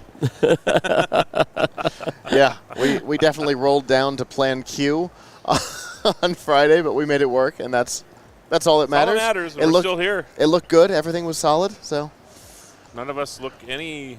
Well, maybe Todd. Yeah. Yeah. He's got some bags under his eyes. Yeah, it's maybe a little too much partying on Fremont Street, maybe. Oh, maybe so. Yeah, but we won't talk about that. But our view this year over their shoulders has been really incredible. Yeah. So a lot of the comments I've been getting is, "Oh, it's a great view, great image. You can see the people on the floor, and at least there's not a wall there of some, because you never know when you walk in here. When we walked in. What was it? What day was it? Monday, Tuesday? Tuesday. And, the first thing we're looking at is, I wonder if there's going to be an exhibitor in front of us. And we get here like, yay, because, it's not. And I have been asking for this side because, last year, that was all nothing. That was like a catacomb but nonsense. we were down another 40 feet last year, too. Right. Yeah. Right. But this whole side was like a catacomb. Right. Is all we saw. We didn't see people. We just saw white walls. Yep. And we've wanted to have this view for the last couple of years because it's bigger. Mm-hmm. It's less wall and more show floor. Yep. So I'm so glad they let us swap over to this side this year. But well, considering that I think this group does, besides maybe the CTA, the most live. Because when we were walking around and I walked by all the broadcast booths, I don't think people were streaming. Maybe there was a few other organizations, but I don't think anybody does as much as we do. Yep. So in 2020, there was the German organization that was on the stage over there that was literally going 24/7, which is a very different thing. But they only did it for 2 days. Yeah. But they did 24 hours. They constantly had somebody at that stage, and that was wild. Because we came in to pick something up after an event, and we walked in 1 or 2 in the morning. I'll be damned if their lights weren't still on and people weren't there. That's amazing. It was wild. They weren't doing interviews, but they were doing content. The gentleman that was part of that was just downstairs there. They're actually from France. Oh, was it France? Yeah. Okay, I thought it was Germany. And they would do it 24 hours continuous. Yeah. And he said they just, I've done 24-hour shows before. I know. I've helped you out with them. And, and I was the sole talent and head guest, and you try talking for 24 hours. I did it for 3 years, and I about died on the third year. I remember one year we took over for an hour for you. So I could get a shower and eat something. Yeah, because it's just like you grind for that long, you're just like, oh my God, I'm a wreck, Right, yeah. But I'm not doing those anymore. If I do it, I'll do 4 hours and have 6 people. That's what I was going to say. Yeah. It's actually, I had thought about doing a charity stream again with the network and have us all take a block. But I think, it's just imagine, I think you came in here with, 2 suitcases? Yeah. 2.5, maybe 3? Two roller bags, like carry-ons. Yep. 1 suitcase and a Pelican case. We used to ship 24 boxes I here. I know. To do this. And the cameras have went from this big to that big. Yeah.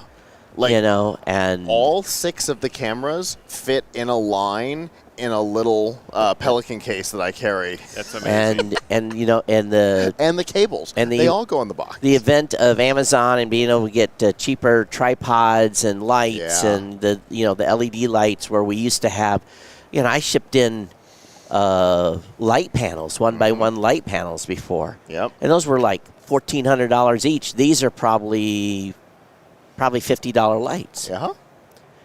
So the ability to do this cost-wise, from equipment-wise, has come down. Roadcaster, you guys are using live stream for your streaming platform. Yeah. The cost of the entire studio is so much less than than a single component when we were in North Hall.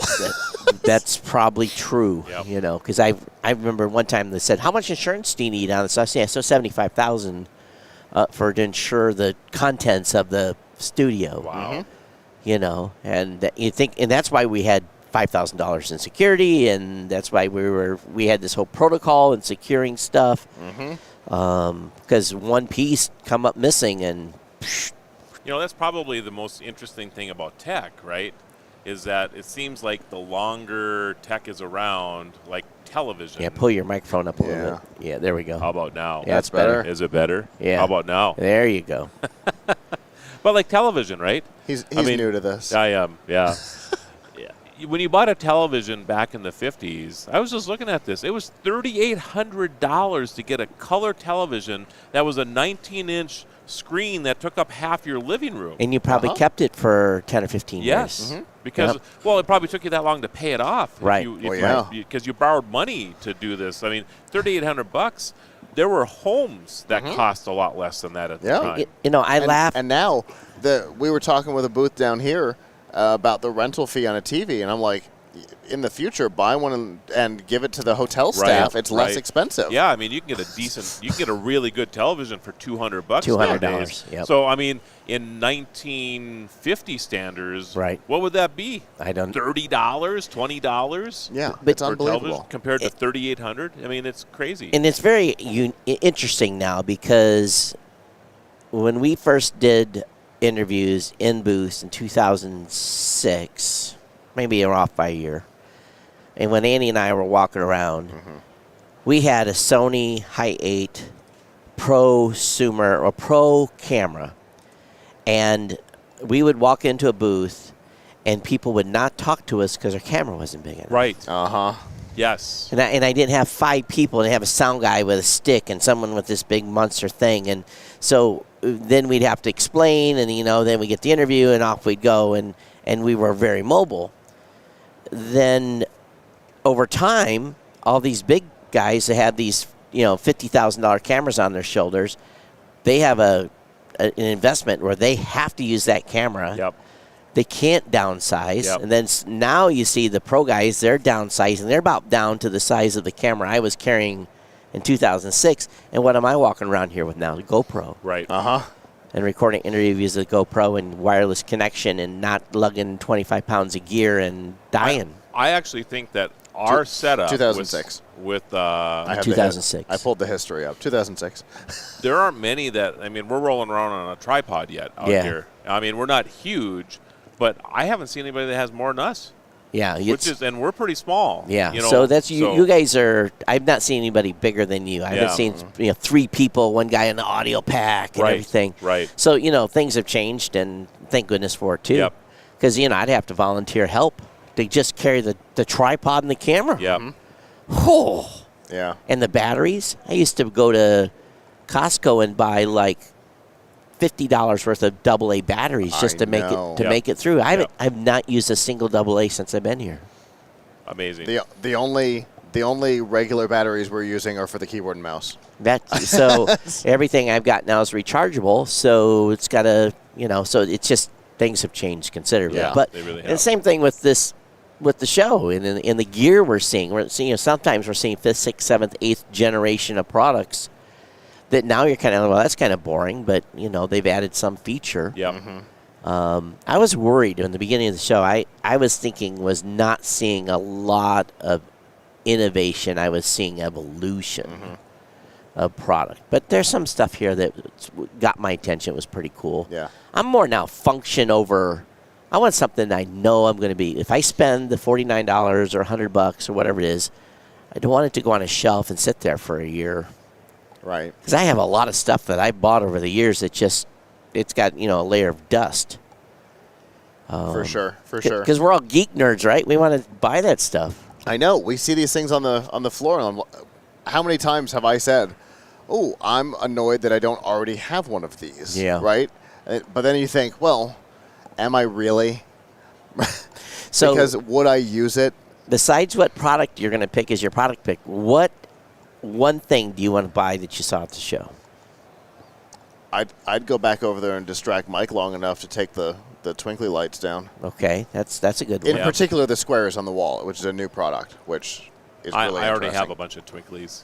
I love it, by the Yeah. way. There's nothing like lighting up your Christmas tree with the twinkly lights. I mean, it's amazing what you can do with them. It We really is. were talking earlier.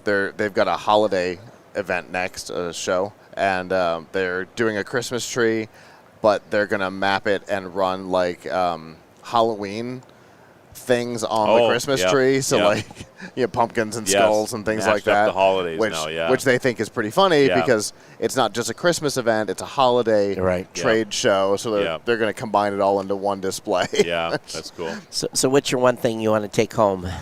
You know, and it's only because of the practicality of it.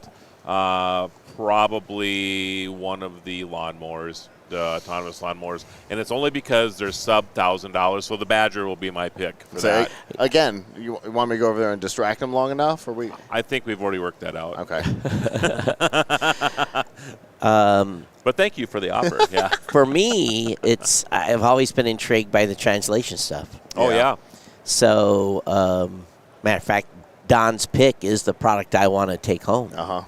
It's a translation device, and we'll get into that company in a minute. But it's, do I need it? No. Do I want it? Yes. Yeah. Because, Google Translate's great, but, tap, translate, tap, translate, it's just not seamless when you need to do that. And there are 76 languages now, so that's pretty cool. Yeah. But a lot of this stuff still requires an internet connection too, Right. so that's part of it as well. So is that your product pick of the show, or is that what you're Now taking home? that's one thing I'd like to take home, but it's $348, so I'm going to have to think about it. Yeah. It is Don's pick though. Oh, okay. So fair enough. Did you guys find a price point this year? No, I didn't either. No, it seems to it's be everywhere. Yeah, that usually we find a price point. Yeah, and because there's an outdoor light over here that's $1,800. So I mean it's everywhere this year. Usually it's $49, $249, $199. We usually there's a number. And we hear a number and we hear it and we hear it and we hear it and we hear it, and that's not been the case. I didn't find a price point. Even in the app space, I've interviewed a lot of apps, and usually you'll find that they're $4.99 a month or $9. It's everywhere. Yeah, everywhere. So I don't know if that's just not part of the strategy anymore, that you're just going to sell for what you think it's worth, and that's just how it is. Right. So, yeah. I think the biggest thing I saw at the show was definitely the Caterpillar dump truck.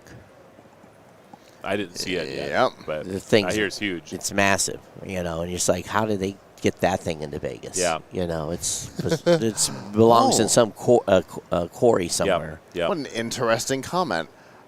You think, how'd they get in the building? But how'd they get it to the city at all? Yeah. So it's definitely a wide load, and probably I'm sure coming in the middle of the night sometime. Yeah. Yep. So I guess we should probably go over the product reviews. We talked about Don's a little bit. Do you want to start with that? I'll let you do it. You've got more background on it. It's Vaspa. Is that the company's name? Vasco. Vasco. Yeah. So Vasco, it's a translation device. Very small, $348. About the same length as a cell phone, but maybe half as wide. Comes with a lifetime internet connection worldwide. Wow. I asked how he possibly could do that, because most of those plans are $5, $6, $7 a month to kind of get those. He says they just bought in bulk and were able to do it. So $348 on that. You can speak into it, shows the translated text, 76 languages. There's another company that does translation stuff here, not as many languages. It's not as, I think just having the device is key. There's other things, there's other translation stuff where you stick something in your ear like and then it translates, and you have to show none of these devices are at a point where it's true two-way yet. Yep. But we're getting there. Close. Yeah. Getting close. So that was Don's pick. Don being the gadget professor. Yeah. You want me to do mine? Sure. All right. So ours was a company called VoltSafe, and you and I have talked a couple times that the thing that I've found most interesting about the show this year has been standards. We've got SkyX over here, and the new Qi 2 standard, and Key, and all that stuff. That's true. A lot of standards here this year. But for me, VoltSafe was the standard. It is an upgrade to the regular electrical outlets that go on your wall, and it's magnetic. It's 3 concentric circles in 3 segments. It's completely safe. You could lick it and you won't get any electricity, so you don't have to worry about kids putting a key or a fork into an electrical outlet.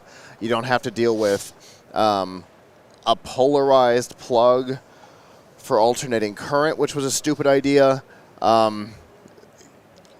You just put it on, however you put it on, and it works. First thing I did was I took the outlet and I put it upside down and I held it, and it held. It did finally fall because it's not intended to hold weight, but it did, and a pretty significant amount. And you can spin the outlet all the way around. It doesn't matter which way. So imagine a surge protector, because one plug plugs in like this, and one plug plugs in like this, and one goes in like this. Right. Just put it in, spin it whatever direction you need. It's not just a 90 degree, it's a full all the way. That's cool. But each outlet has sensing in it. So it can tell what device is plugged in, what type of device. Is it a TV, is it a washing machine, whatever. And it can then track by outlet and by product category how much electricity you're using in your house. And it'll take all of the outlets and give you a graph and say TVs are using this, and your appliances are using this, and this particular appliance is using this much. It's this watt pad on every single plug. Wow. Yeah, but it's also not just that, but it's also kilowatt, because it's also got protections and the ability to turn off. It is super cool. They're going to roll it out in phases. Right now there's a retrofit. You just literally snap it on. You take your decorative plate off, you snap it on, put 2 screws in, and you're done. And then there's little adapters that go on the end of your things. What's the price on that? I don't think he gave me a price yet, because they're not quite there. They're going to announce a price probably next quarter, I think. So that's, But it's super cool. If you think about all the transformers plugged in, I can think right now at my house there's probably 10. Mm-hmm. And some of them need to be on, but some of them don't. So, are we smart enough now to shut those ports off and turn those wall warts off? Exactly. And, with time, I imagine they'd be able to get to the point where it's like Qi, where, it knows that something's happening, it's giving just enough to receive a power on, and then it turns on, it gives full power. Right. But, I mean, it's a cool standard. It's got lots of capabilities. And, he told me, right now it's all retrofit. Yep. I said, I think the next phase should be give me a computer power cable, a figure 8 power cable, and a Mickey Mouse power cable, all with your plug on the end. And he said, absolutely, that's the next step. And then a surge protector. Give me a surge protector with all your plugs, and we're going to be in business. Awesome. What's the company's name again? VoltSafe. VoltSafe. Yep. All right. And they have teamed up with some building organizations to be prepared for past retrofit, for building it into the walls in the future. So they got to get adoption. Yep. So this year I'm going to go with Pivo. And here's the interesting thing. There? Yeah, they're back there. This product's actually been out a little bit, but they got a new product for iPads this year. But what I saw at this show was a lot of stuff I see at NAB. Mm-hmm. I saw lights. I saw microphones. I saw stands. And I'm thinking, why? Well, TikTok. Mm-hmm. So there's a whole consumer content creators, whole line of product here for consumer content creators, the folks that do TikTok. Stuff we will see at NAB. They're going to be at NAB, but they're here. And it's just like when I walked in the Sony booth, I saw, what's this? And it says, we're going to show them consumers can start here and move around to become pro. Well, the folks, that's a good flow. The folks over there at Pivo, it's simple. I mean, this is not rocket science, but what they've done is they have just a little device. It mounts on it could be just a stand, something that you can put a camera on, tripod or whatever, and then you put your phone on top of it. And there's a companion app that when you turn the camera on, it tracks your face. And you can walk around, it will follow you around. I backed out like 25 feet. Mm-hmm. and walked, and that camera stayed right with me the whole time. And you can do some hand gestures like zoom in on me. They've even got commands to be able to get it to start recording and that type of stuff, so you don't have to run the record the entire time. Nice. But there were some functions that he says that are like additional stuff that blew me away. It's got a 360 thing. So, okay, taking 360 pictures, that's not rocket science. You just do a 360. But they have software that comes along with it free that you can do this in each room. So if a realtor wants to take 360 pictures in each room, and it stitches it together so that you can actually virtually walk through the room with multiple tie-ins of these images that the Pivo created. The camera that they usually use for that, for realtors, is stupid expensive. He's using iPhone. Show me how to use it with an iPhone. So they have an iPhone and an Android app. I think they have a kit, about $140 or something like that. But for me, I'm thinking about function this year. I was solo going on the floor. Mm-hmm. So if I'd have had that, I could have set this outside of the booth, walked in. I still could have put the GoPro on top because they have an adapter. And I could have just walked through a booth and talked with the guy. And if we moved, the camera would have moved like a cameraman. And so now that's probably what I'll use for when I go and do booth interviews. And I'm not, you're worried about staying in a shot, right? Well, if you back up 4 or 5 feet and you have somebody beside you and the camera's tracking on you, you're going to be okay. That's nice. So I think, it's a function buy for me. And they do have a new product for iPads. So the product that I showed on the demo was using just an iPhone. But they do Androids too. But the new product will hold an iPad to do it too. So that was my pick. Very cool. Marlo, what did you find? Well, I've spent a lot of time in artificial intelligence this year, but it's not my pick. So, but I have about a half a dozen that would probably be a runner-up, and I do believe that 2023 is the year of disruption as far as our artificial intelligence goes. It's just stunning what's coming out right now. I mean, everything it's like even your toaster has artificial intelligence now. It's just crazy. Everything is building it in. But Psionic is my pick, and it's the robotic arm or the hand from yesterday. I did an interview with them yesterday. I had the honor of, in fact, last year when we were on the stage for National Technology Day, they did that demonstration with the Dan, who has partial limb, and then he has a psionic hand, right?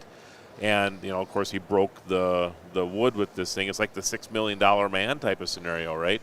And what's amazing about this is that he thinks and it does. That's what just is so incredible to me, is that he can actually think to move that hand, to pick up a microphone, to pick up a piece of paper. And he's so used to using it. Last year, I could tell he was not quite used to it yet. And I was watching him this year as he's just like everybody else. To me, that's just incredible. And the advancement that they've made is that now they map like a hand. So, and they have this other hand on the other side of this. Did you see this? It's incredible. Yes. So they could send this hand to the moon or to Mars or whatever, right? Wow. Put it on something, and then from here, you put your hand in front of the screen, it maps your screen, and when you go like this, that hand on the other side closes. Yeah, I saw you that. Count, you could do whatever. We were just playing with it with a thumbs up and a peace sign or whatever. But the implications of this are pretty significant. Yeah. Both NASA and Amazon have they're buying into this technology. They've put orders in with them for reasons of warehousing. They're putting them on robots to help with warehousing. Sure. And NASA's going to use them on remote missions. It's pretty amazing. It is amazing. And on top of it, he now has... but wait. There's even more. So the next ones, and this might sound a little... But the next one goes into the bone. Oh. And attaches to nerves. and it sounds All like right. they already have it ready to go.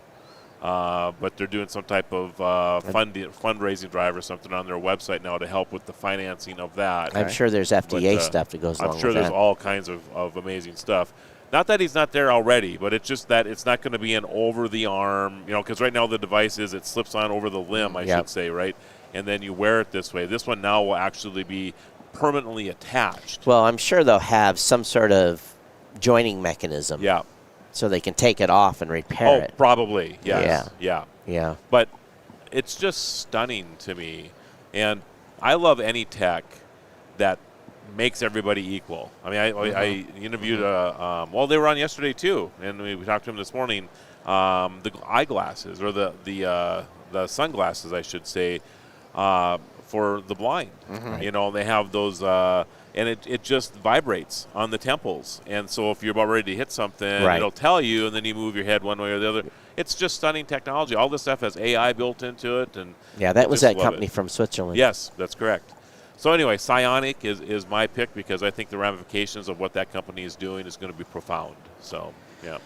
Kirk, my executive producer, has been wandering around too. I don't know what he picked. What did he pick, Scott? I do. He picked Wowie. Wowie. Yeah. So you might know Wowie from the Roboraptors. Okay. And the Robo Sapiens of the past, but we are now many generations past that, and they have a product called the Dogee, D-O-G-E-E, because they're Wowie. And it is a little robotic dog. Think the Sony one, right? That was like $800,000. Obviously hyperbole, but it was ridiculously expensive. And this gets us back to the conversation we had a little while ago about Twinkly. This thing does everything that did, plus a whole lot more. And when Don was asked to guess the price, Don said $79.99. Well, he said $79.95, and the guy went, "Yep." Whoa. Wow. It's really cool, and so I think it was you last year, the Kono show, the spinning fan blade. Oh yes, yeah. Holographic thing. Yep. It's got one on its tail. By the way, didn't see them here this year. That's funny. No. You know what I did see? That's interesting. I did see the Kono show in use in a lot of places around Vegas, though. I have seen that. They're really popular in town. And there's a couple of booths that are using them, but I did not see the booth. So that's interesting. Yeah. One thing I didn't see here this year was a lot of drone stuff. So I was over in the drone area. There was a few. I've been over but not like in 4 or 5 years ago, where it was everywhere. Yeah. 3D printing is the other one. Yeah, 3D printing was not that much either. I don't understand why, because it is revolutionizing the world as we see it. But there was enterprise level 3D printing booths here. Okay. And maybe it's just because there's so many 3D printers now. Maybe. And they're just commonplace. That's the one thing I don't own. Probably if I bought one, it'd be another dust collector. So I use mine a lot. That's where mine is right now. Surprised at that. I was looking at the Form Labs one over here. It's about $3,600, I think, for the one, a resin printer. But it has production capability. It actually, you can send 50 pieces to it, and it has a little hopper that it just drops it into. And it's done. It's really clever. It's really clever. There was a laser engraver in the Shenzhen section that's doing a Kickstarter, and I was like, "Oh, that's pretty cool," because it's you can send stuff out and have it laser engraved, But I was like, I'd like to have one of those for my own, But he told me the price gonna be like $2,000. I'm like, just call me. Yeah. Oh, just call you. You've got the laser. Yeah. We have a glow forge. We use it. We use it for production. So. We've got one too. Yeah, you like it? Yeah. Yeah. It's not the Glowforge. It's it's a big industrial Oh, yeah. We've got a big one. Okay. And in fact, that brings us to the trophies for the awards. They will be sent out to the organizations because they are being custom cut. Custom made them. That's cool. They're all custom cut, and they're going to have the show's name and the presented to and by That's very all nice. on it in a light up base. Yep. So they're going to be really cool So they'll be going out soon. I've seen some lasers that engrave. It's like it's almost into. It's like in the middle of the. How does that work? Do you guys in acrylic? Yeah. Yeah. We're talking about like depth. Yeah. Yeah. It's about the intensity. So you actually set the intensity of the laser to determine depth, and with ours, you do it based on color. So that's interesting. So it doesn't scar the outside; That's it gets inside. That's correct. You just set, on the Glowforge, you can actually set the distance that it'll do that, and it'll just go in. It just gets to whatever that point of heat is or whatever at that. Interesting. Yeah. I've always wondered how that it's super works. cool. Yeah. Yep. Well, I guess that's our picks. We got them all. We do. And here's what we're going to do. We're going to get out of here in a few minutes.